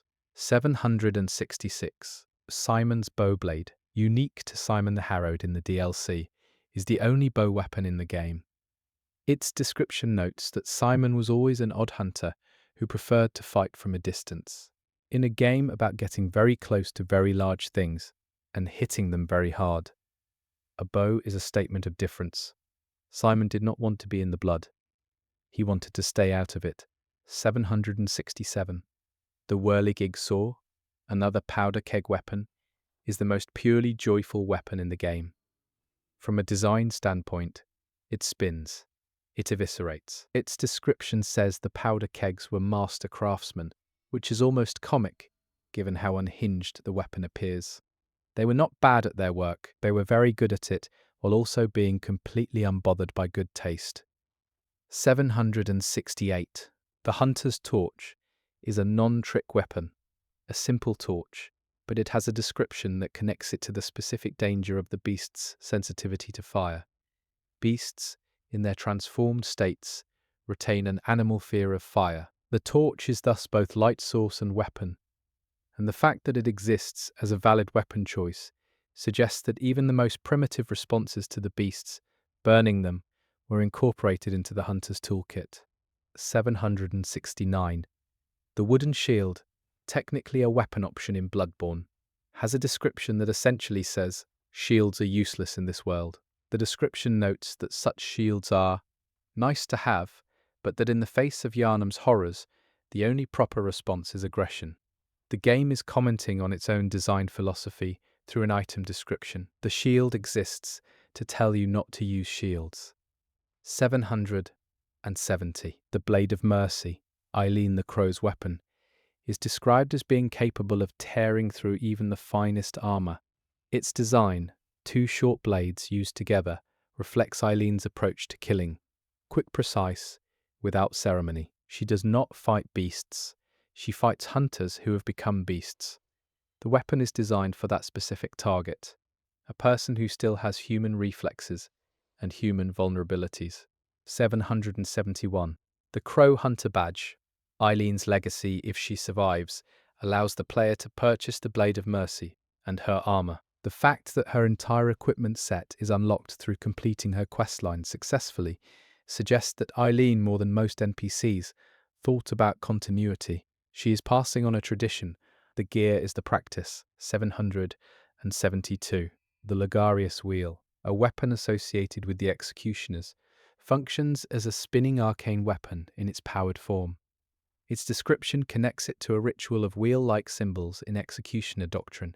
The executioners had their own internal mythology, their own symbols, their own rituals distinct from the mainstream church. They were always a separate thing operating under a church umbrella. 773. The tonitrus, a weapon that generates bolt energy when charged, is described as being built on Pthumian knowledge of how bolt damage affects kin creatures. The implication is that the hunters who designed it were working from research notes, probably choir research, about the specific vulnerabilities of Great One adjacent beings. The weapon is applied research. 774.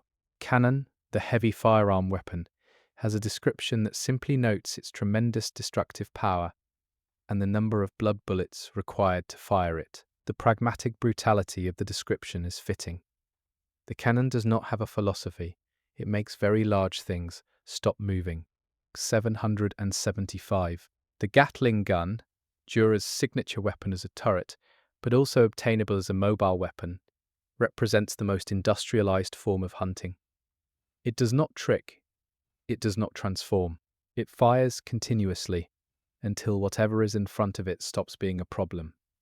Finding it as a wieldable weapon after defeating or befriending Dura has a strange irony. The gun he used to protect beasts from hunters. 776. The Flame Sprayer and Rosmarinus. The two arcane spray weapons are mirror images of each other philosophically. The Flame Sprayer uses beast-frightening fire. The Rosmarinus uses holy water that affects beasts of an arcane nature. One is primal and animal. The other is liturgical and institutional. Together, they represent the range of the Church's approaches to the same problem. 777. The Augur of Ebrietas, the only spell that literally calls a fragment of a Great One's power to attack, deserves attention here. Its description says it uses the choir's understanding of Ebrietas to replicate her reach. This is not summoning Ebrietas. This is using the Church's research to fake having her power. The choir was building Great One knockoffs and handing them to hunters. 778. The old hunter bone, which grants a burst of speed, is described as belonging to an ancient hunter from the time before the hunt was institutionalized. The bone itself contains the essence of what that hunter knew. Using it allows the player to borrow knowledge encoded in human remains. This is a different form of the same insight from the dead idea that drives the blood ecosystem. 779. The monocular, a non-combat item, allows the player to zoom in on distant enemies. Its description notes it was used to study beasts from a safe distance. The existence of a tool for observing without engaging says something about the practice of hunting in the early days. There was apparently a period when study preceded action, when hunters were also scholars of what they fought. 780. Blood vials, the game's primary healing item, are described as extracts of the healing church's blood. They are not the original old blood from the Chalice dungeons. They are a processed, distributed version. The difference between the blood vials sold in clinics and the blood used in the church's deeper rituals is the difference between what the church offered publicly and what it was actually doing privately. Chapter 10. Architecture, environments, and the spaces between spaces. The levels of Bloodborne are arguments. Each area makes a claim about the world, about what the people who built it believed. The geometry of the game is as much a text as any item description. 781. Central Yharnam's layout is deliberate. The player begins near the ground level and works upward through the city toward the cathedral ward. This vertical progression tracks thematically with the game's larger movement from the visible and immediate, the streets and their beasts, toward the elevated and institutional, the cathedral and its secrets. You climb toward understanding, and each step up reveals a more elaborate horror. 782. The sewers beneath Central Yharnam, accessed through the cleric beast area, suggest an infrastructure that the city relied on long before the hunt began. The beast patients down there, in the most advanced stages of transformation, are the city's forgotten population, the ones already too far gone to participate in the mob. Above, the city's waste systems have become storage for its failures. 783. The shortcuts that open throughout Central Yharnam, the gates and ladders that loop the area back on itself, reward exploration with geography. As the player opens more connections, Central Yharnam becomes a more legible space.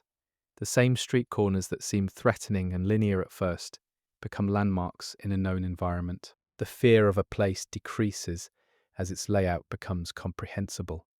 784. Cathedral walled circular structure, with the Grand Cathedral at its centre, creates a space that moves toward a focal point. Every path in Cathedral Ward eventually leads to the cathedral itself. The architecture performs the institution's theology. There is a centre, the church is the centre, and everything else orbits it. 785. The Hunter's Workshop, reachable through a hidden route, is physically above Cathedral Ward, but feels more abandoned and less maintained than the grand structures below. The old hunters operated literally above the city, but outside its institutional structures. The geography suggests they were present in Yharnam, but never fully of it. 786. Hemwick Charnel Lane. The area leading to the Witch of Hemwick Boss is built around death processing. Coffins, graves, bone. The lane workers who attack the player were presumably involved in actual mortuary work before everything went wrong. The choice to make this industrial death processing area home to a boss that uses spirit summons is thematically coherent. A place defined by handling the dead becomes a place where the dead handle back. 787. The Witch of Hemwick fight happens in a large dark room lit only by candles. The boss summons phantoms and hides among them.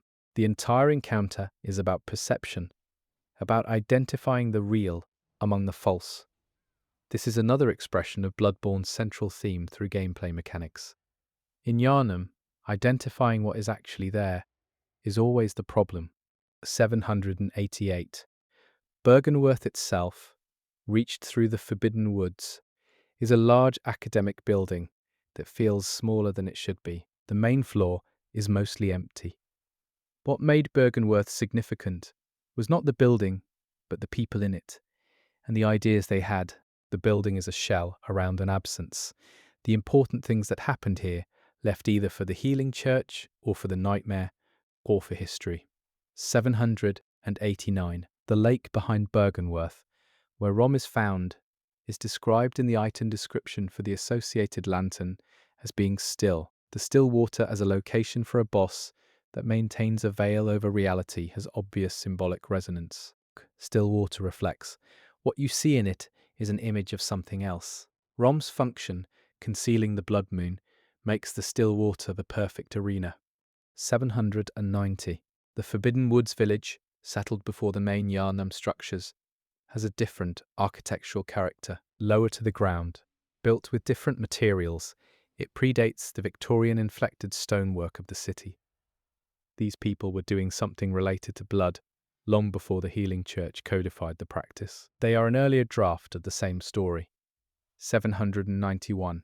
The windmills in the Forbidden Woods are a detail that could be purely decorative, but are not. Windmills require maintenance, regular attention from people with specific skills. The presence of windmills in the woods means this was not a primitive settlement. It was organized agricultural, mechanical in its way. Whatever happened to these people happened to a functioning community.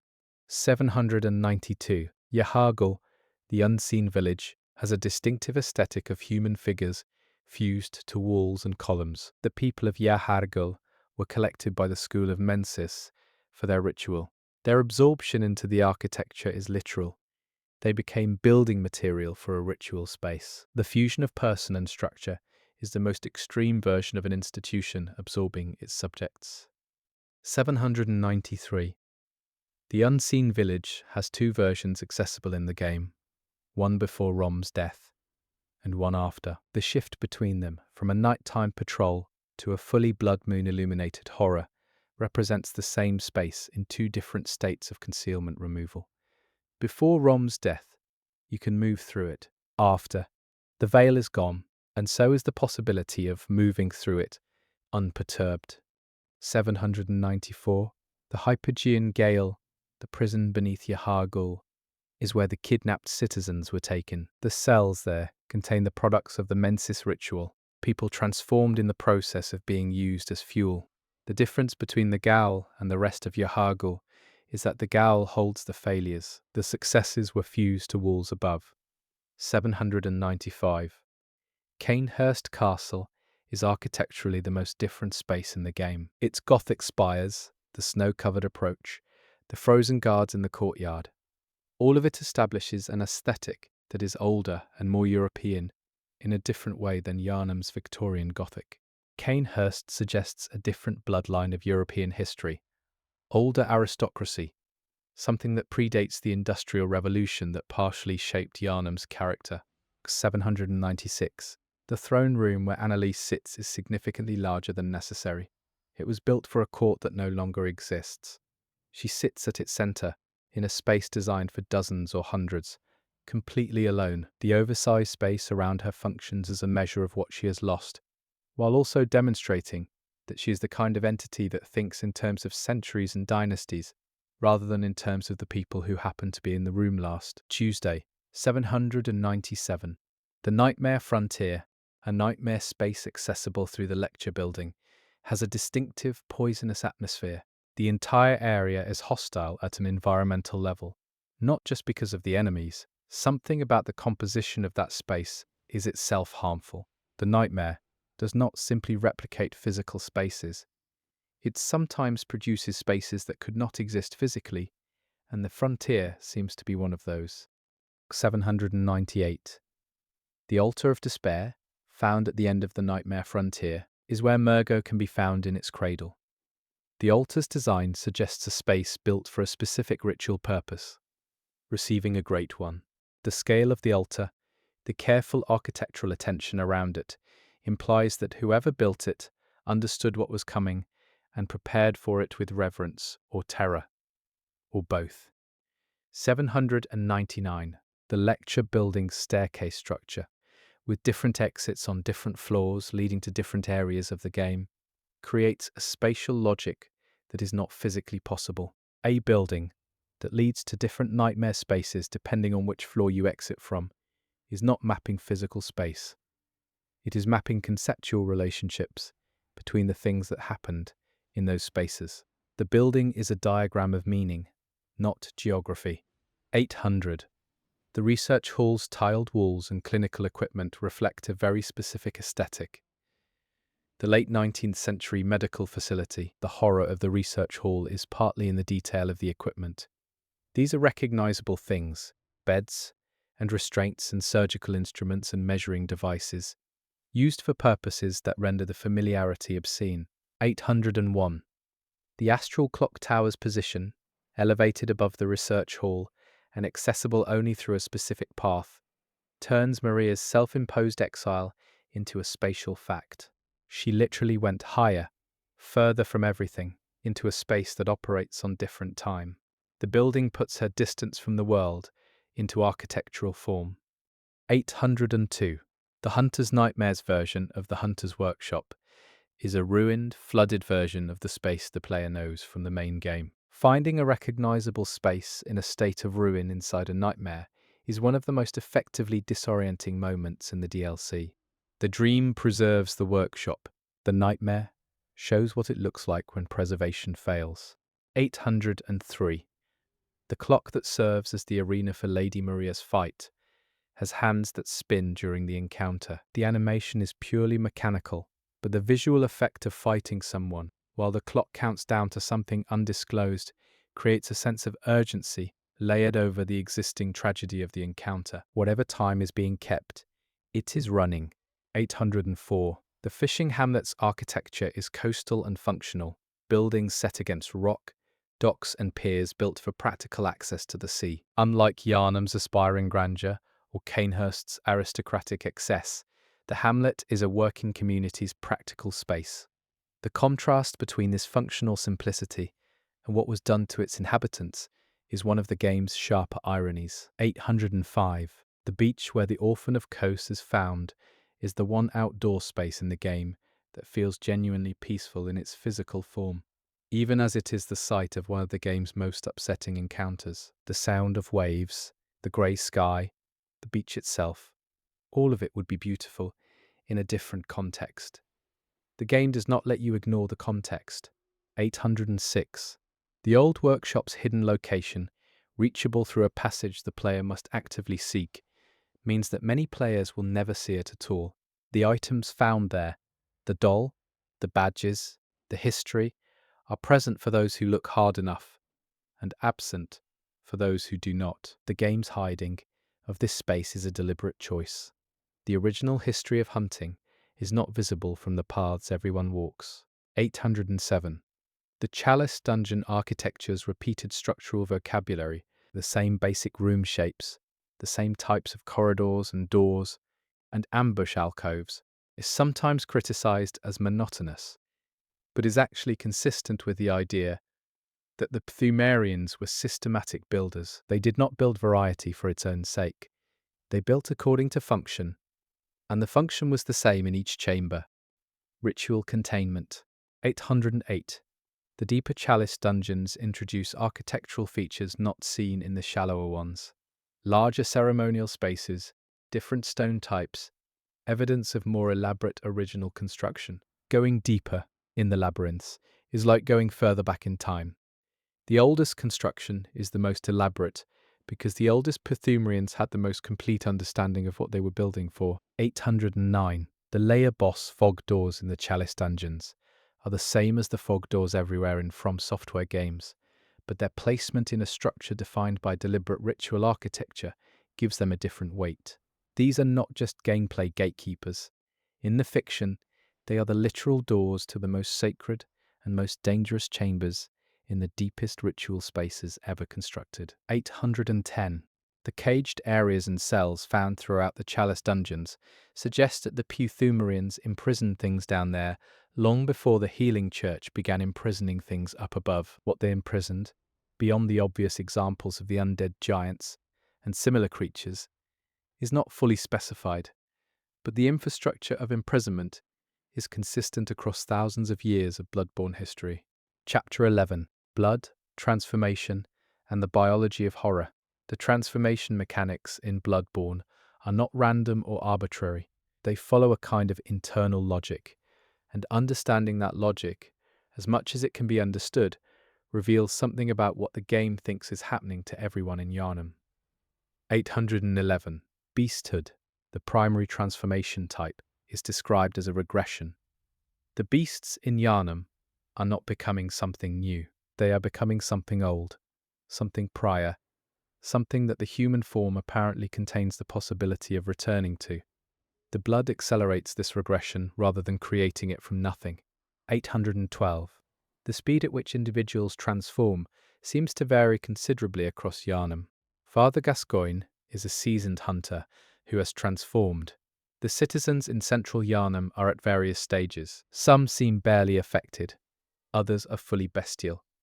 The variance suggests that either individual constitution matters, or that different blood concentrations produce different rates, or both.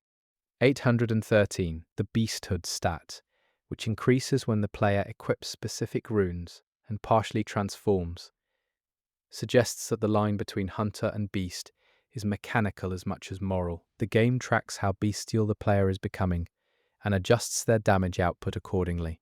Getting closer to the beast makes the hunter more powerful in the short term. This is the game encoding the temptation. 814. Beast blood pellets, consumables that temporarily increase beasthood, are described as inducing a savage frenzy, while also noting that this carries the risk of losing oneself. The risk is real in the game mechanics. At maximum beasthood, there are consequences. The pellet offers power and simultaneously demonstrates why accepting that power too readily is dangerous. 815.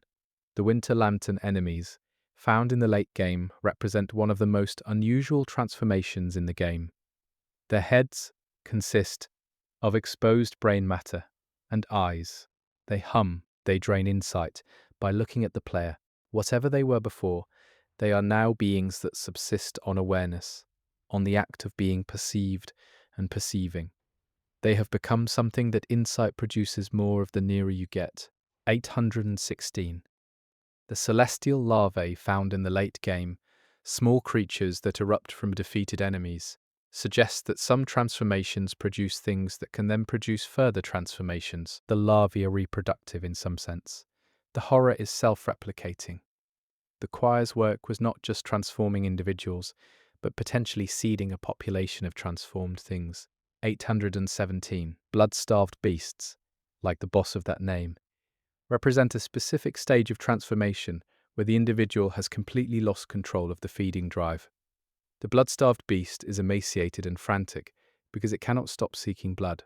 This suggests that the transformation process requires a blood supply to sustain itself, and without that supply, the transformed creature deteriorates in a specific and terrible way. 818. The cleric beast's size, significantly larger than any human, raises questions about where the mass comes from. Beast transformation apparently involves more than rearranging existing tissue. Something is being added, or something is being converted from a non-material state to a physical one. The biomass questions in Bloodborne are never addressed, which is perhaps appropriate for a game built on a tradition that prefers not to explain too much. 819. Amygdalae, which can briefly grab the player and deal massive damage, are performing a specific action during that grab. They appear to be trying to do something to the player's head. Several community members have noted this and theorized that the amygdalae are attempting to administer something, to put something into the player, rather than simply attacking. Whether this succeeds or fails has no obvious mechanical consequence, but the behavior is clearly differentiated from straightforward violence. 820. The shark giants found in the fishing hamlet area are not fully explained. They are large, shark-headed humanoids who guard the approaches to the hamlet. They appear to be a further transformation of the human coastal inhabitants, or possibly being summoned or created through the hamlet's relationship with Kos. Their existence suggests that the fishing hamlet's transformation process was moving in a different direction from the beast transformations in Yharnam. 821. The Loran Silver Beast, found in the Loran Chalice dungeons, represents a transformation path associated with a different civilization's blood exposure. The silvery appearance, the elemental attacks, the different visual language from Yharnam's beast transformations all suggest that Loran's population underwent a process that had similarities to Yharnam's beasthood, but was meaningfully different. The blood produced different results in different populations. 822. The Pthumerian elders found as bosses in the Deep Chalice dungeons are old humans who appear to have arrested or controlled their own transformation. They are recognizably human in form, but clearly far beyond ordinary human. Whatever the Pthumerian relationship with the blood actually was, the elder figures suggested included the possibility of maintaining a human form across an extended lifespan while accumulating considerable power. 823. The transformation of the player character, tracked through the insight mechanic, is both invisible and significant. The player character does not visibly change except when using specific runes, but the game tracks something changing in them. With each gained point of insight, what the player is becoming over the course of the game is not specified, but the ending options suggest it is something that has moved decisively away from ordinary humanity. 824. The madman's escort enemies, human figures who appear to be serving or guiding transformed beings, suggest that some humans chose to remain human and serve the transformations, rather than transforming themselves. This class of person, the server of something larger and more terrible, is one of the disturbing minor character types that the game includes, without dwelling on. 825. The pigs in Central Yharnam are feeding on human remains.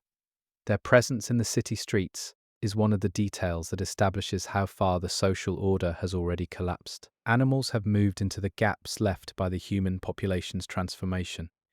The wildlife of Bloodborne is opportunistic and terrible, and even the most mundane animals are implicated in the horror. 826. The crows, large crow enemies that attack in the later areas of the city, have always been present in Yharnam, but were presumably scavengers rather than attackers. Their aggressive behavior by the night of the hunt suggests that the animals of Yharnam are being affected by the same things affecting the human population, or possibly simply responding to the collapse of the social structures that kept them at a distance. 827. The werewolf enemies found in Canehurst and a few other areas are one of the most iconic-looking creature types in the game, but are among the least discussed in terms of lore. Their more lupine appearance, compared to the standard beast enemies of Yharnam, raises the possibility of a different transformation track associated with the Canehurst bloodline, though this is not confirmed in item descriptions. 828. The dual transformation tracked in the DLC between the hunter's waking state and their nightmare state is implicit in the architecture. The hunters in the nightmare are the same hunters who existed in the waking world. Their transformation in the nightmare is not physical, but existential. They are now things defined entirely by the worst thing they ever did. 829. The reborn transformation of specific enemies, where killed enemies are resurrected by chime maidens, is mechanically distinct from the general transformation narrative. Rebirth in Bloodborne is not the same as the blood transformation that drives beasthood. It appears to be a specifically ritual process, using a different mechanism. The Chalice dungeons have their own resurrection logic separate from the surface worlds. 830.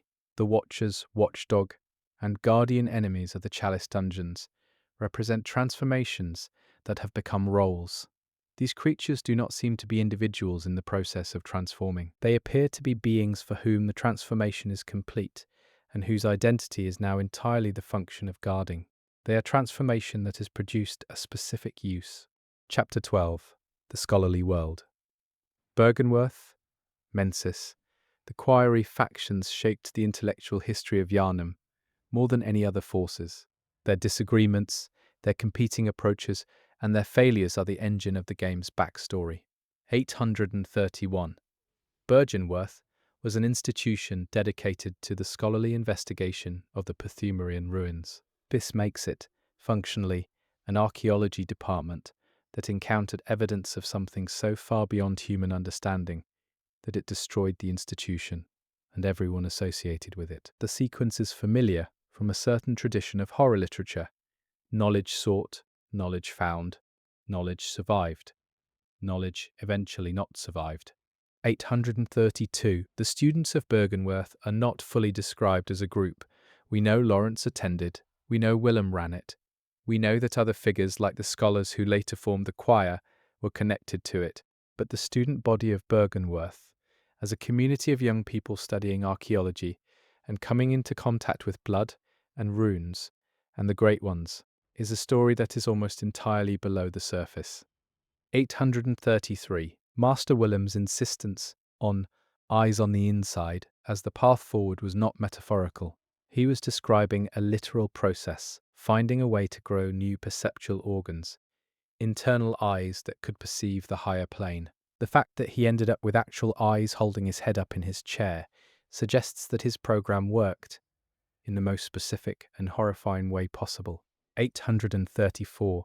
The rune workshop tool, which allows hunters to memorize runes, is described as being for use on oneself. This connects directly to Byrgenwerth's research.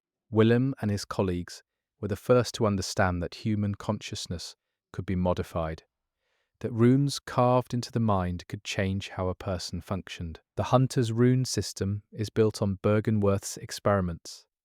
835. Lawrence's departure from Byrgenwerth was not a simple academic disagreement. The founding of the Healing Church involved taking Byrgenwerth's research on the old blood and deploying it as a public health institution. This was a radical act of translation, turning esoteric research into a mass distribution system. Whatever Lawrence's intentions, this decision is the reason Yharnam looks like it does. 836. The split between Lawrence and Willem may have been as much about pace as philosophy. Willem's approach required individuals to transform themselves through controlled, gradual exposure to insight. Lawrence's approach put blood into the hands of an entire city. The scale difference between careful individual transformation and mass blood distribution is the difference between a laboratory experiment and an uncontrolled trial. 837. The fact that Bergenworth still stands, mostly empty, by the time of the game's events is significant. The building was not destroyed, it was abandoned. This is consistent with a scholarly community that simply moved on, either to the Healing Church or to the School of Mensis, rather than one that was driven out. Bergenworth was not ended, it was emptied. 838. The choir was the most secretive branch of the Healing Church, and also the most ambitious, where the lower church was offering medicine and social stability. The choir was attempting to replicate the Bergenworth project at institutional scale, producing humans capable of communing with great ones through systematic, physical, and mental modification. 839. The choir's use of ebrietas as a research subject and partner represents an interesting inversion of the power dynamics that might be expected. The choir is not worshipping Ebrietas, they are studying her, using her, reverse engineering her capabilities. Whether Ebrietas consented to, or was even aware of this relationship, is an open question given the ambiguity of Great One consciousness. 840. The One Reborn, the boss found in Yahargul after Rom's death, appears to be a product of Mensis school research, rather than choir research. It is an assembled, reborn mass of bodies. The description in associated items suggests it was created as an offering, or a vessel. The school of Mensis had a different approach to the problem of contacting great ones. Build them something and hope the something gets attention. 841. Mikolash's journal fragments, found scattered through the nightmare, reveal a mind that was genuinely brilliant and is now genuinely destroyed. The progression from scholarly notes to the screaming, running figure encountered in the boss fight is traceable if you find enough of the fragments. He did not go mad because his research failed. He went mad because it succeeded, partially, and partial success with Great One contact is worse than failure. 842. The Mensis ritual that sent the entire school into the nightmare was apparently performed with the intention of coming back. They were not trying to strand themselves. They went in expecting to gain what they needed and return. The fact that they did not return suggests that whatever they encountered exceeded their ability to manage. They are still there, still trying, having lost the ability to distinguish between the search and the trap. 843.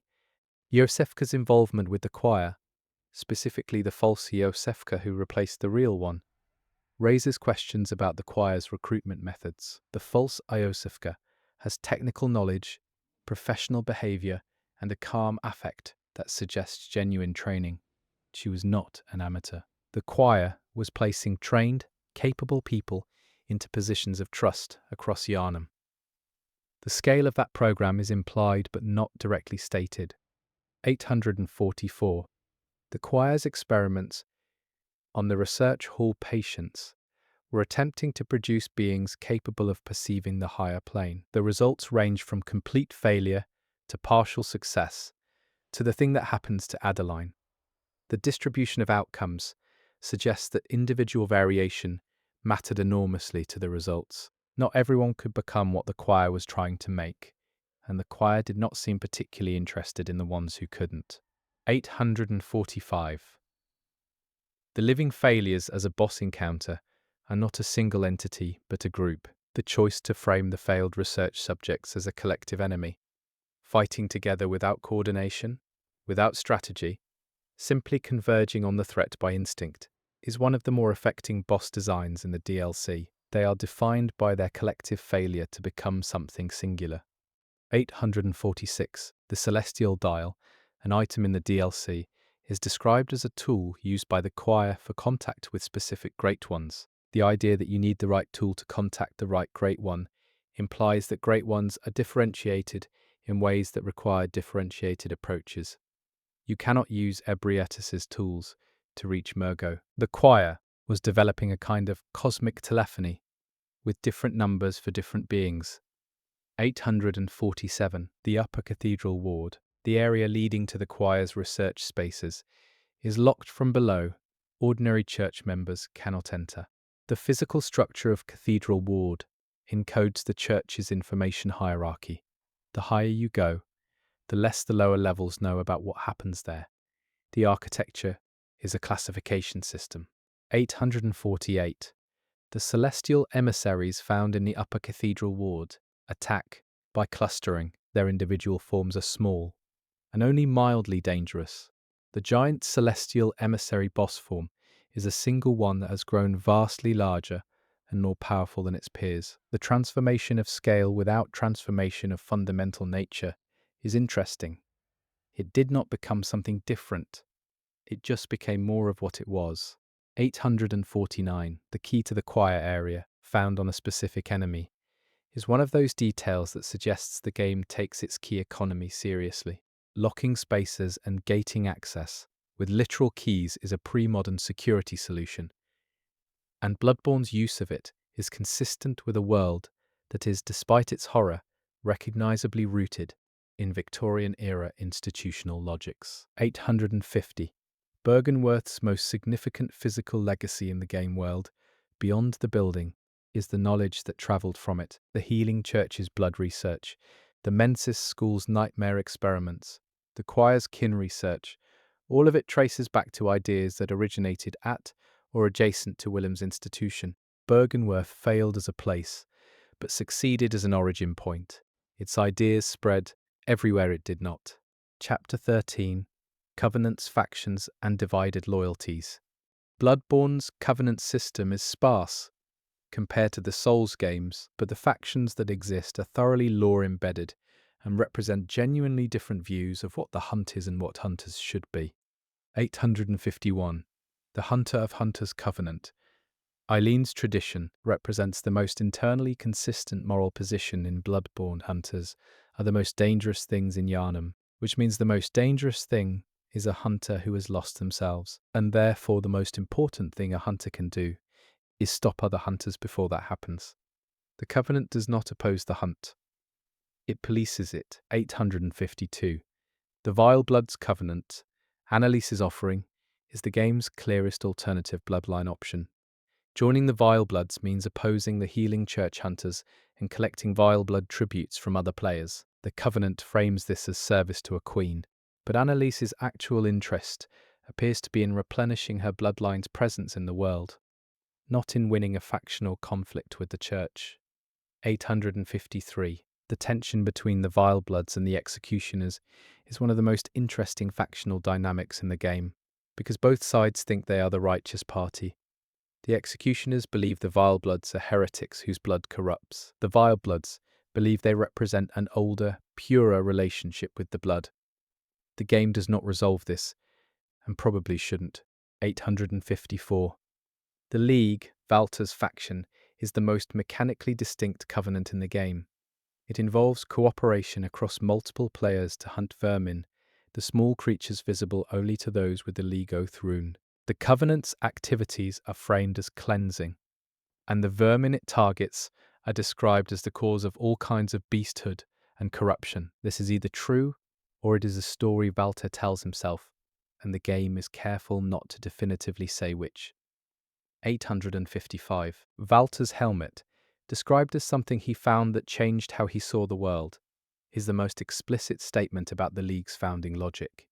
He found something that let him see vermin. He built an institution around the act of removing them. Whether the vermin were always there, or whether the helmet created his ability to perceive them, with all the implications that entails, is left unresolved. 856. The Cainhurst Covenant's gameplay function, marking the player for invasion by executioners, reflects the real factional conflict embedded in the lore.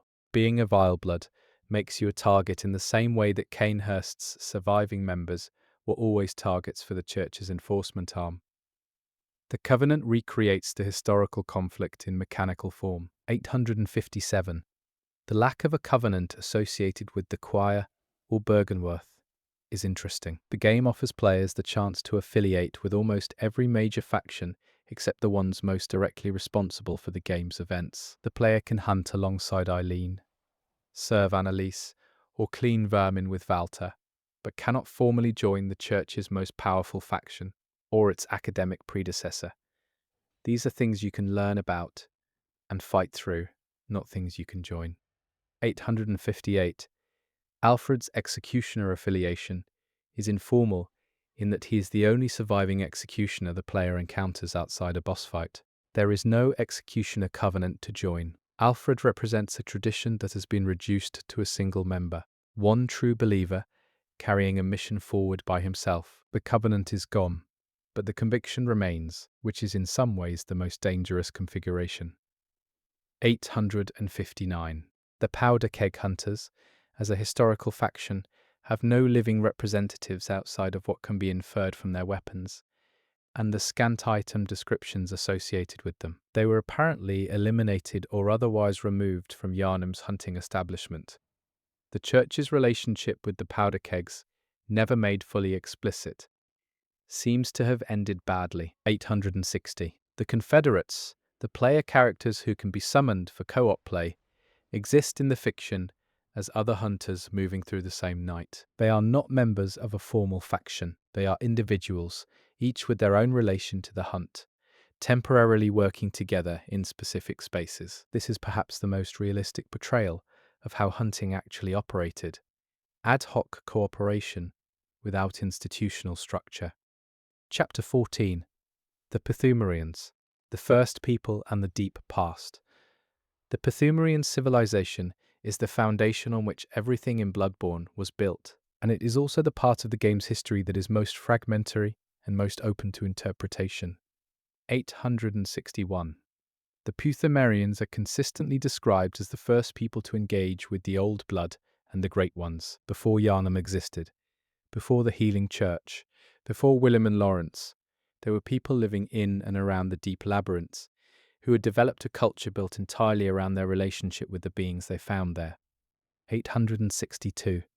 The Pthumerian language is not preserved in any readable form in the game. The runes that Carol transcribed from Great One Howls are connected to Pthumerian sites, but whether the Pthumerians used these runes as their own writing system, or whether the runes predate any Pthumerian inscription, is unclear. The labyrinth walls have marks on them that are never translated. 863. Pthumerian royalty, represented by Queen Yharnam and the various Pthumerian descendant boss types, appears to have had a specific biological relationship with the Great Ones. The Queen's pregnancy, her constant bleeding, her connection to the vision sequences in the game's ending, all suggest that the Pthumerian royal bloodline was biologically distinct from ordinary Pthumerians in ways connected to Great One contact. 864. The Labyrinth Watchers, the original Guardians, presumably evolved over time into the more ceremonially elaborate Pthumerian descendants found in the deeper chalices. The martial traditions of these later descendants, their specific weapon types and fighting styles, suggest a culture that trained for a specific kind of threat across generations. Whatever they were watching for was consistent enough to produce stable fighting traditions. 865. The Cursed Pthumerian Defilement Chalice, one of the more mechanically unforgiving chalice experiences, carries a curse that halves the player's maximum health. The word defilement in its title suggests a chalice ritual that violated Pthumian standards of correct practice. Even within a tradition of rituals designed to access dangerous things, there were apparently limits, and crossing them had consequences. 866. Yharnam, the Queen's connection to the city named Yharnam, is never spelled out explicitly. The city was named after a queen, and this queen appears to be the Pthumerian figure. If this is correct, then the city's name is a dedication to a figure from the ancient underground civilization, and the Healing Church built its headquarters in a city named after someone whose blood ran through the deepest ritual chambers below it. 867. The Pthumerian civilization's relationship to the surface is implied rather than shown. The labyrinths have exits. The old blood moved upward. Knowledge travelled from the deep places to the surface communities over a long period. The Healing Church did not discover the blood so much as access a supply chain that had existed for millennia. 868. The chalice rituals themselves, which the player uses to access the dungeons, are described as being performed on the surface by Healing Church hunters using materials gathered from the dungeons. The original Pthumerian rituals for opening these spaces were presumably performed from inside. The church's surface-side version of the ritual is an adaptation, an outside imitation of an inside practice. 869.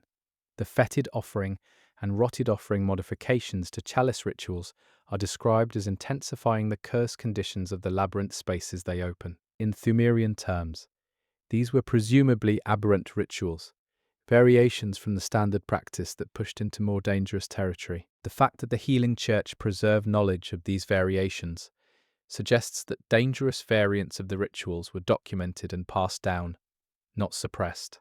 870. The sandy region and defiled region variants in the chalice dungeons represent different environmental conditions for the same basic architectural structures. The environmental differences, a sandy desert-like layer and a poison-contaminated layer, imply that different parts of the labyrinth are in different states of decay or corruption. The labyrinths are not uniform spaces. They are an ancient structure in uneven states of preservation and deterioration. 871. The ritual blood materials. In their 5 quality tiers, all carry descriptions that connect them to different periods or depths of Pthumerian practice. The implication that the quality of ritual materials degrades at shallower depths and improves at greater depths connects the value of the materials to their proximity to the original Great One contacts that generated them. 872. The sinister bell-ringing women found in the chalice dungeons are enemy types, not simply items. They perform bell rituals that summon additional enemies. Their existence as a distinct human enemy type in the deep dungeons suggests an active, continuing ritual practice was being performed in the labyrinths even during the game's timeline, not just in the ancient past. 873. The Pthumerian civilization's apparent decline before the surface-level events of the game is evidenced by the state of the labyrinths. They are ruins, not active facilities. Someone was maintaining them in the past. By the time of the game, only specific entities, the descendants, the elders, the watchers, remain. The Pthumerian civilization fell or transformed into something unrecognizable long before Yharnam became the city the player explores. 874. The Great Pthumeru Ihilroot Chalice, the deepest accessible dungeon, contains what appears to be the Pthumerian civilization's sanctum, or what remains of it. Finding this space requires significant investment of time and resources. The game rewards that investment not with revelation, but with context. Here is where it was deepest and oldest and most deliberate. The context does not explain everything, it places it. Chapter 15. Side characters, background figures, and the unnamed.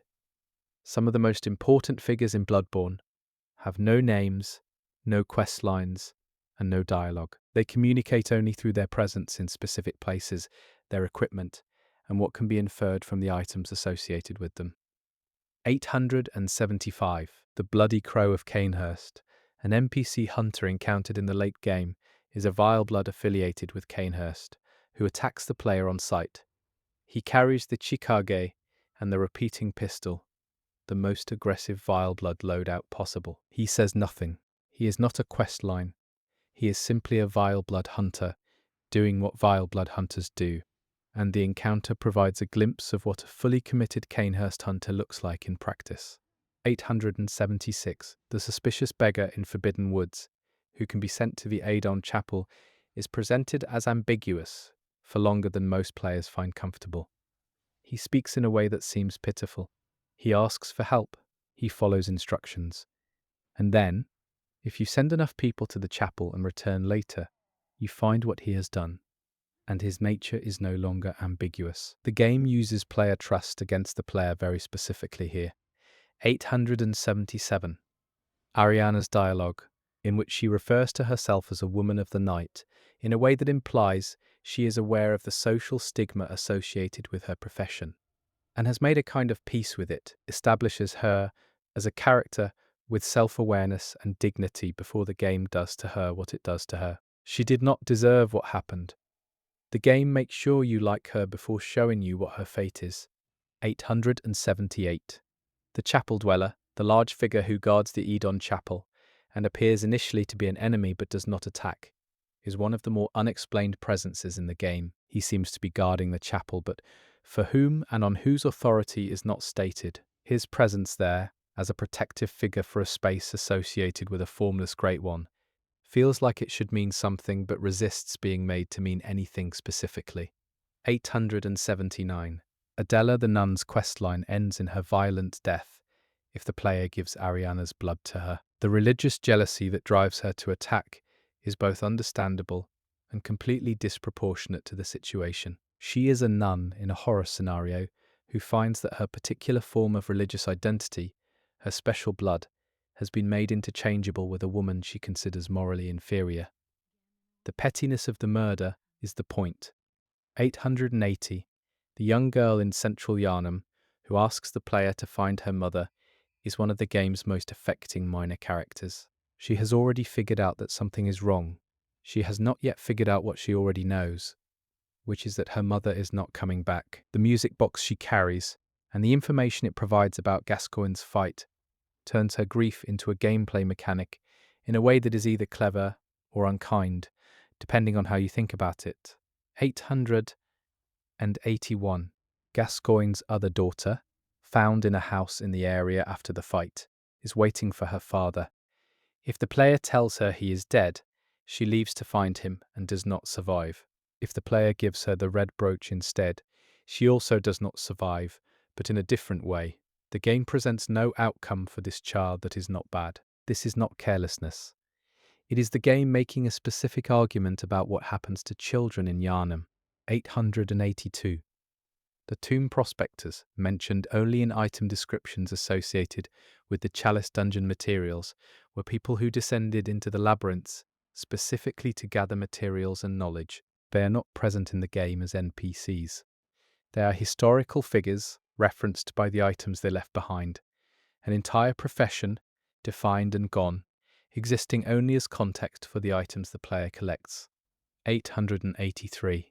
Patches the spider, in his arachnid-bodied form, crouched in the corner of Byrgenwerth, is recognizable to From Software veterans as the franchise's trickster coward figure. In every game he appears in, Patches survives by being too small, too careful, too willing to accommodate whatever power structure exists, to get caught by the catastrophes that destroy everyone else. In Bloodborne, that survival strategy has produced something that is no longer quite human or beast, but persists. 884.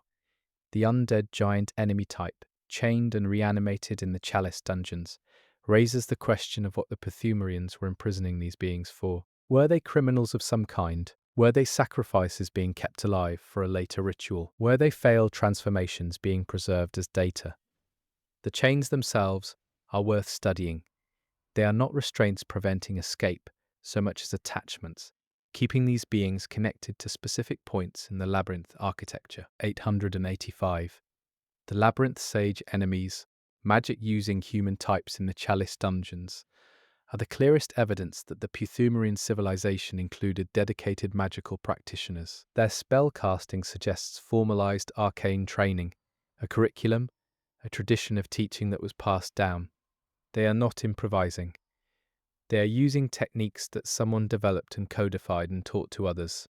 886. The Keeper of the Old Lords, as a named boss type, implies that the Old Lords had a whole apparatus of service, not just a guardian, but a keeper, a role defined by maintenance and preservation of something, rather than by simple protection. The distinction between keeping and guarding suggests a civilization that thought carefully about the difference between preserving things and defending them. 887. The NPCs who can be sent to the Edon Chapel and who do not have dramatic questline outcomes simply sit there. Olek, the hunter who mentions his friend, the afflicted ex-officer, the male survivor. They wait in the chapel through the night, and whether they survive, die, or are consumed by what is already there, the game leaves variable. Sending people somewhere safe does not guarantee they will be safe. Yharnam is a place where good intentions have bad outcomes. 888. Oleg's concern for his friend, which the player can help with if they choose, is a small human story embedded in the nightmare of the game's larger events. Finding his friend, helping resolve that specific concern among all the vast horrors of the night, is optional and unrewarded in any mechanical sense. The game does not push the player toward it, it simply makes it possible for those who look. Chapter 16. Weapons of the Church, Weapons of Resistance. The distinction between weapons made for and by the Healing Church's establishment and weapons made against it or outside it is one of the more interesting subtexts running through Bloodborne's armory. 889. The Ludwig's Holy Blade's institutional name, Holy Blade, is itself a kind of propaganda. There is nothing inherently holy about a large sword. The Church named it that way. Calling a weapon holy is a way of claiming that violence done with it is sanctified, that the act of using it participates in something larger than killing. The Church was in the business of that kind of sanctification. 890. The beast cutter's design philosophy, described as anti-beast rather than elegant, represents a counter-tradition within hunter weapon design. Not everyone was impressed by the Church's aesthetic approach to violence. Some hunters wanted the most effective tool available, regardless of whether it looked appropriate to carry. 891. The bowblade, unique to the DLC, is the clearest mechanical argument that the Nightmares hunters developed different techniques from their surface counterparts. No one in Waking Yharnam uses a bow as a primary weapon. The Nightmares hunters evolved differently, and that evolution includes a weapon type the main game does not have. 892. The parasite weapons found in the DLC, those associated with Kosa's remains, and with the creatures of the fishing hamlet, represent a category of weapon that is not made at all in the conventional sense. They are not crafted. They are found or grown or taken from something that was already using them. Weapons as organism rather than weapon as tool is a line the main game touches with the beast clause, but the DLC crosses entirely. 893. The fishing hamlet fishmen enemies use improvised weapons. Simple tools repurposed for violence. The harpoons and whale processing implements they carry speak to a community that was not a warrior community until it had to become one. Whatever defense the hamlet put up against the hunters who came for them, it was a community reaching for what was at hand. 894. The Gehrman's burial blade and Simon's bowblade, both available to the player through questline completion or boss defeat, are character weapons, implements, so associated with specific people that carrying them changes the narrative weight of the player's loadout. Using Gehrman's scythe against Gehrman is something the game makes possible but does not remark on. The silence around that possibility is its own kind of commentary. 895. The cannon's role as the most dramatically overscaled conventional weapon in the game has a historical parallel. The late 19th century saw the development of weapons that were simply larger versions of existing weapon categories. Firearms, scaled up to artillery scale.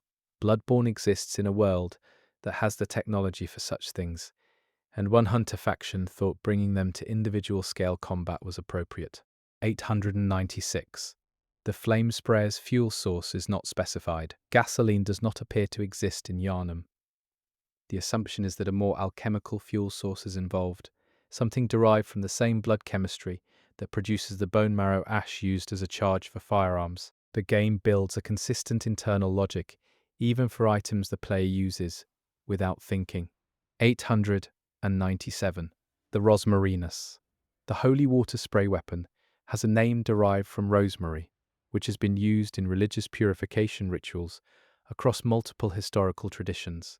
The choice to name a weapon after a plant associated with remembrance and purification suggests that the weapon was designed with a specific liturgical context in mind, not just as an anti-beast tool, but as a ceremonial instrument. 898.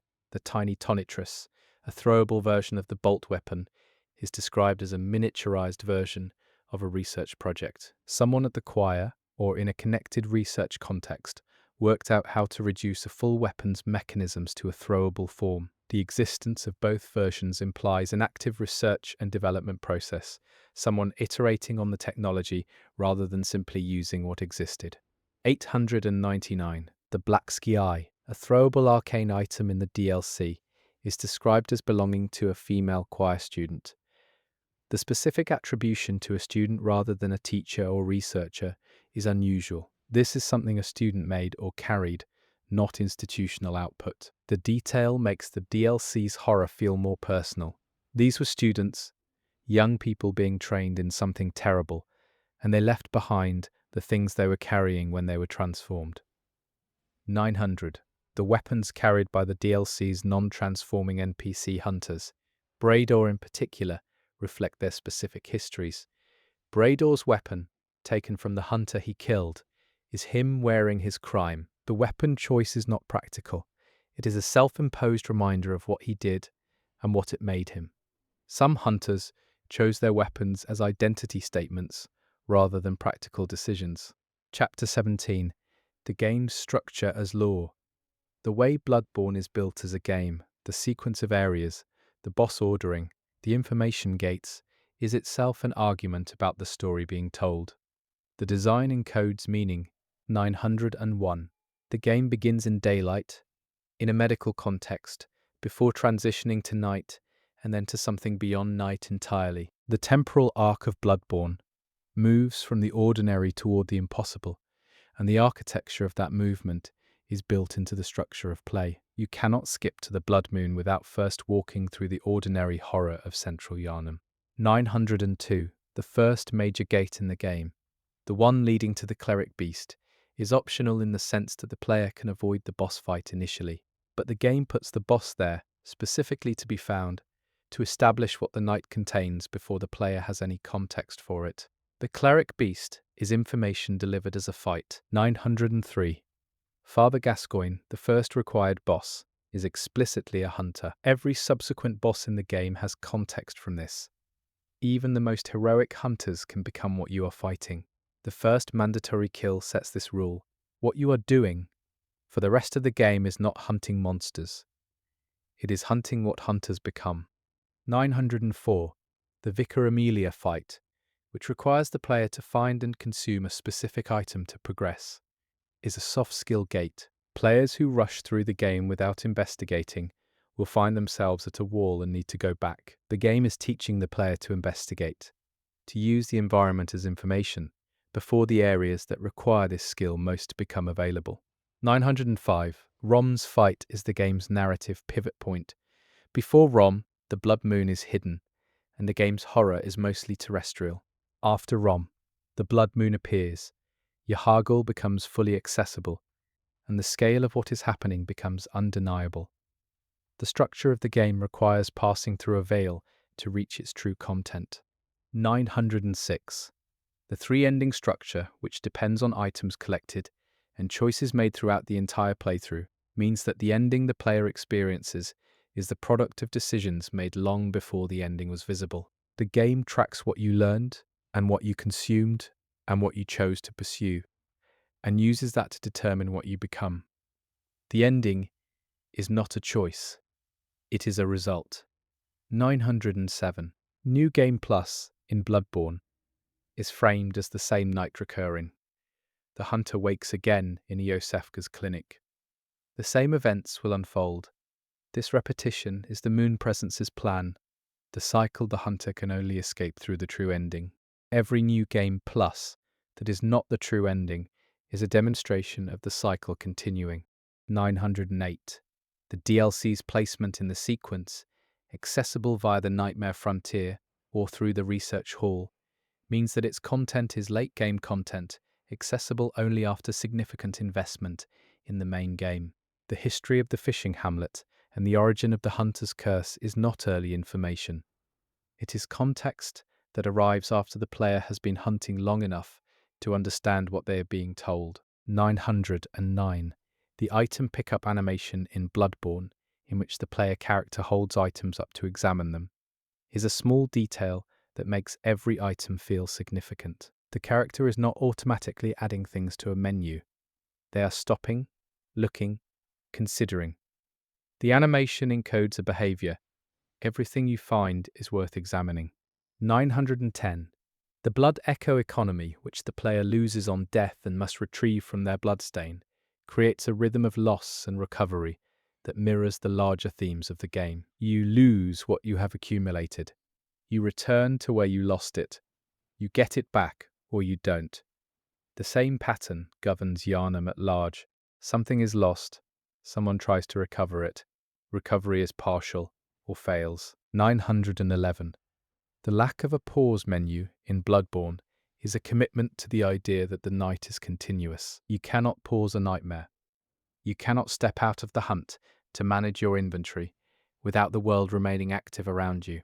This is a design constraint that functions as a thematic statement.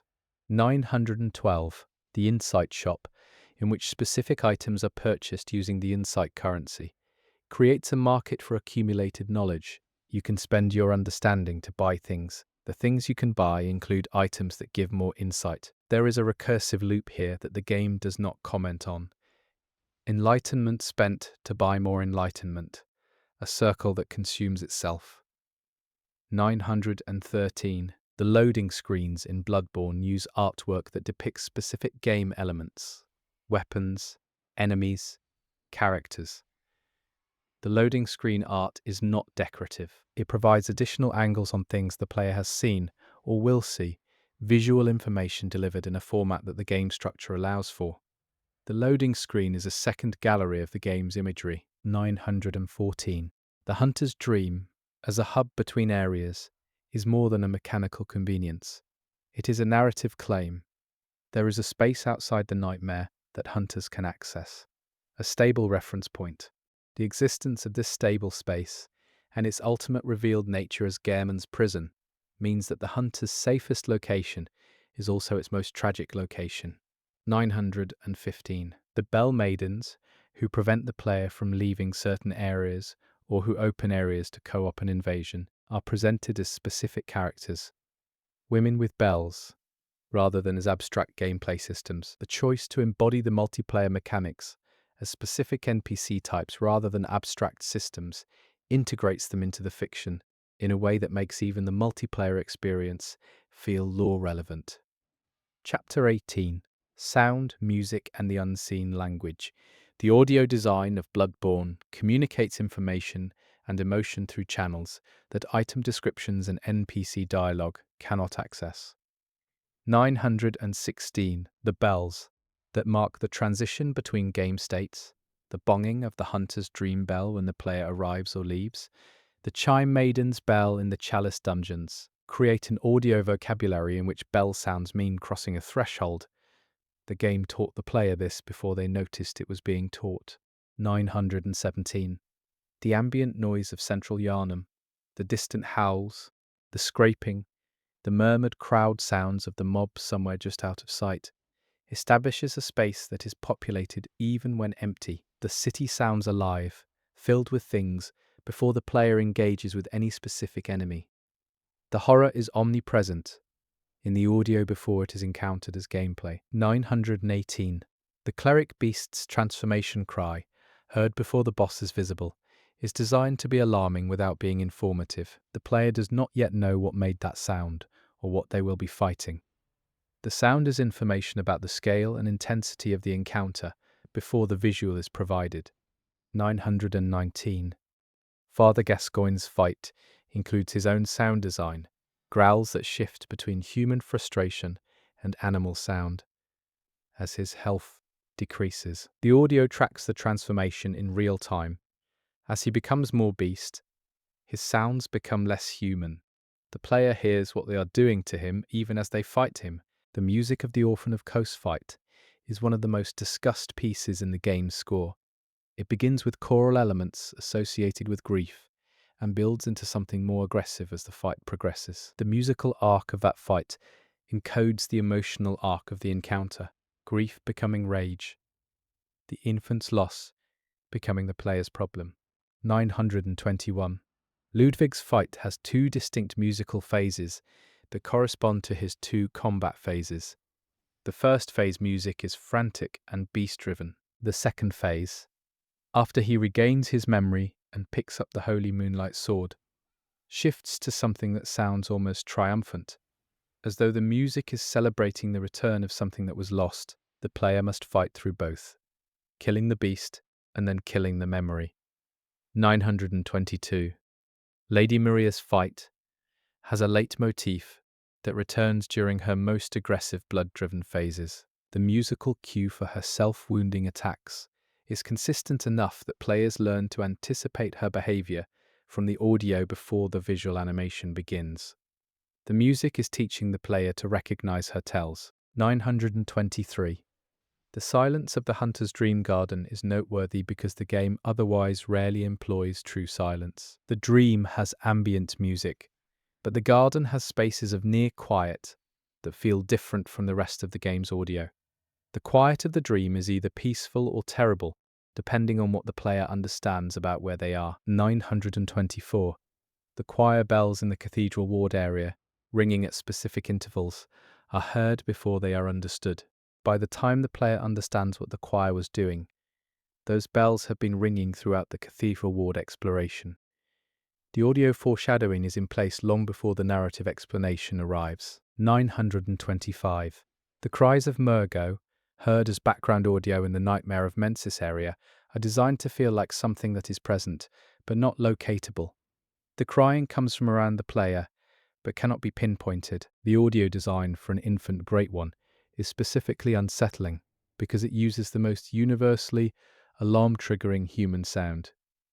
Infant distress, in a context where the infant is incomprehensibly not human. Chapter 19, The Ethics of the Hunt. What does it mean to do what the player character does in Bloodborne? The game has opinions, and while it does not state them directly, it encodes them in specific choices of detail and design. 926. The hunter drinks blood before beginning. The very first act the player takes in the game, after the opening cinematic, is accepting a blood transfusion. The hunt is not something the player character stumbles into. It is something they consented to, in the most minimal sense of the word consent, by accepting the blood. The game makes you complicit before you know what you are being made complicit in. 927. The citizens of Central Yharnam who attack the player are not enemies in any morally simple sense. They are scared people using the tools they have to deal with a threat they do not fully understand. The game forces the player to fight through them to progress. There is no path through the city that does not require engaging with the mob. The player has no option to simply walk past. 928. The transformation of hunted into hunter is tracked specifically in the case of the player character. At a low insight level, the player is just a person in Yharnam trying to survive. At higher insight levels, the player can see things others cannot. Their behavior changes mechanically, and the implications of what they have been doing become more legible. The game tracks the cost of what you are doing as you do it. 929. Jura's challenge to the player is explicit and should probably be taken seriously as the game's most direct ethical statement. The beasts were once people. Hunting them is not heroic. The game places this argument in the mouth of a character it designs you to potentially kill, making it easy for players to dismiss as NPC obstruction. But the argument is presented sincerely, and the game does not retract it. 930. Eileen's purpose. Hunting hunters is the game's most interesting ethical position, because it accepts the violent logic of hunting while redirecting it. She does not argue that hunting is wrong.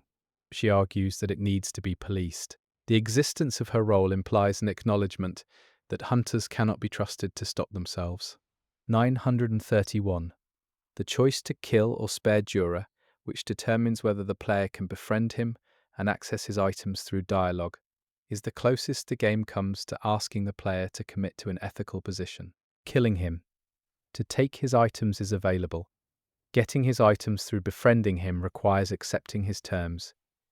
You will not hunt the beasts of Old Yharnam. The player can technically agree and then break the agreement. The game does not prevent this. It simply notes what you chose. 932. The three endings ask three different questions about what the player has learned. Accepting Gehrman's release. Does the hunt need to end? taking Gehrman's place. Does the cycle need to continue under better management, becoming a great one? Does the human framework of the question still apply? The endings are not moral choices, they are philosophical positions, and the player is asked to embody one. 933. The ending, in which the player character becomes a great one and is cradled by the doll, is read by some as transcendence, and by others as another kind of trap. The doll's care, described in item descriptions and dialogue as what she was made to provide, turns what might be liberation into an image of infantilization. The game does not confirm which reading is correct, because both are correct and the game is not interested in pretending they are not. 934. The fate of Yharnam in any ending is not recovery. The city is not saved. The citizens who survived the night are still there, still dependent on blood, still subject to a church whose worst elements may have been killed, but whose institution remains. The hunt ends for one hunter. Yharnam continues. 935.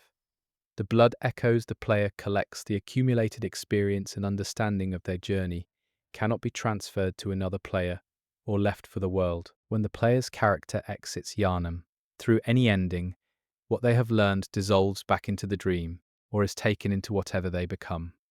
No one else benefits from what one hunter went through. Chapter 20. Details, marginalia, and things that did not fit elsewhere. A final gathering of the specific, the strange, the too small to chapter, and the too important to omit.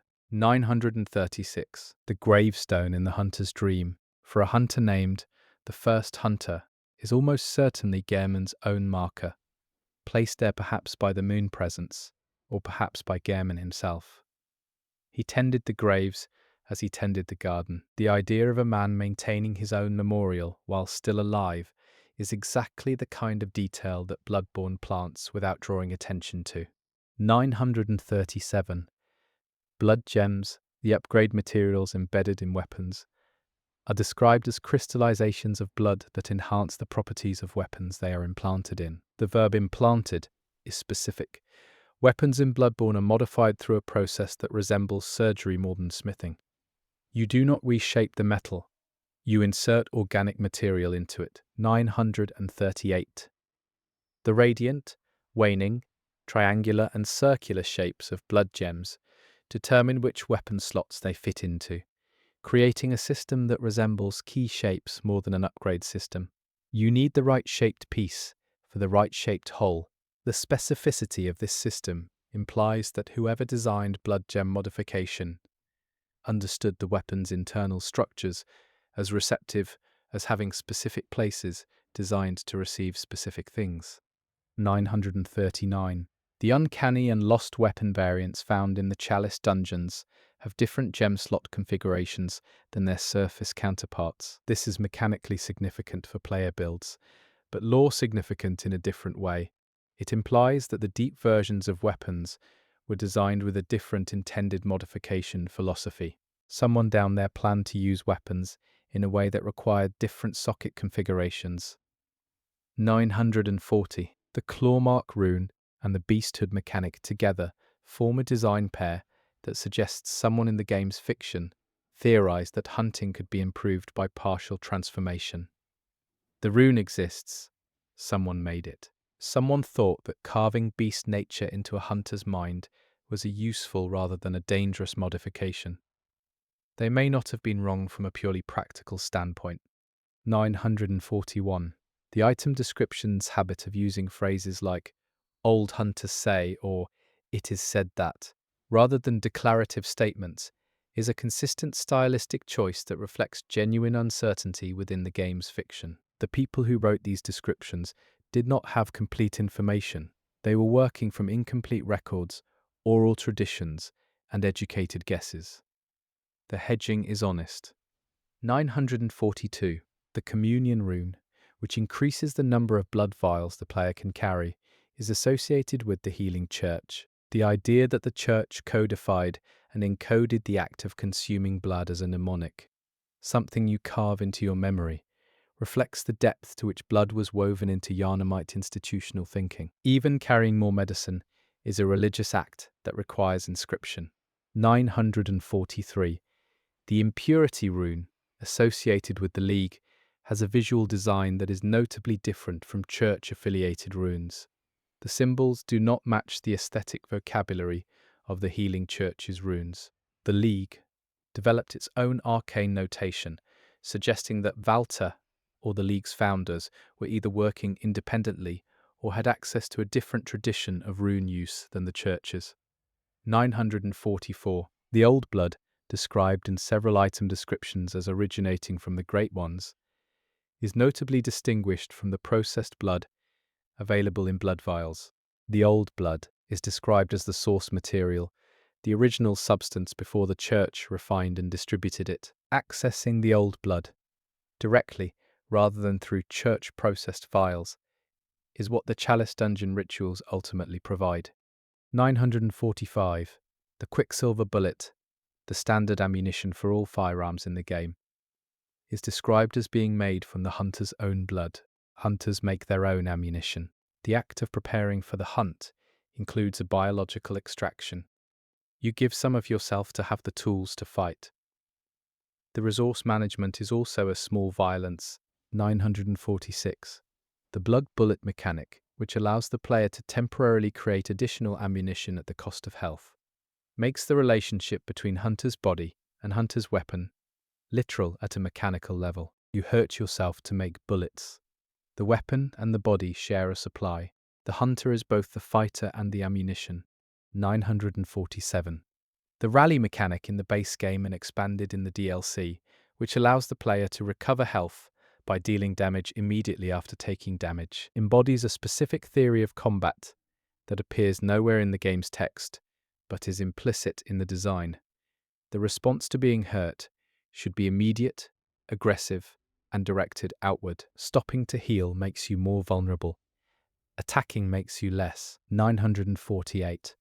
The visceral attack, triggered by staggering an enemy with a gunshot and then attacking, produces a specific animation that changes based on the weapon equipped. The animation is always violent in a very specific way.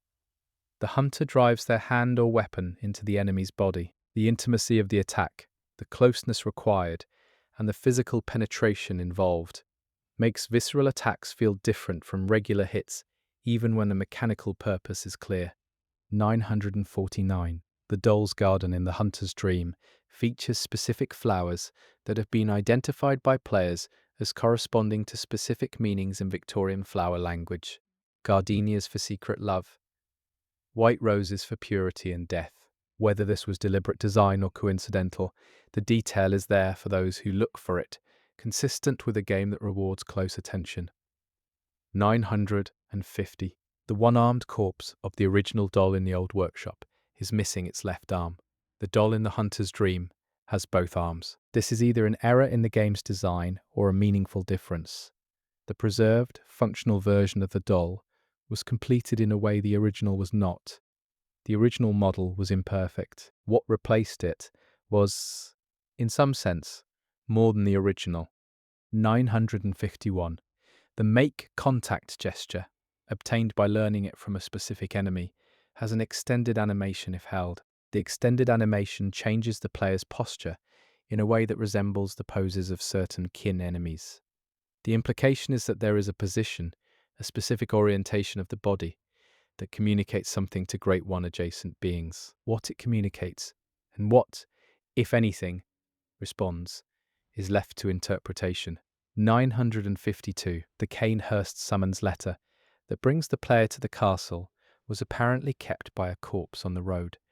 Someone from Canehurst was sending messages outward, and the messenger did not survive the trip. The letter arrived, improbably, to the right destination. Whatever Annalise's plan was in making contact with the outside world, it took an unknown number of failed messenger attempts before one finally reached someone who could use it. 953. Queen Annalise's Covenant Reward, a rune, is described as granting her devotees a specific power.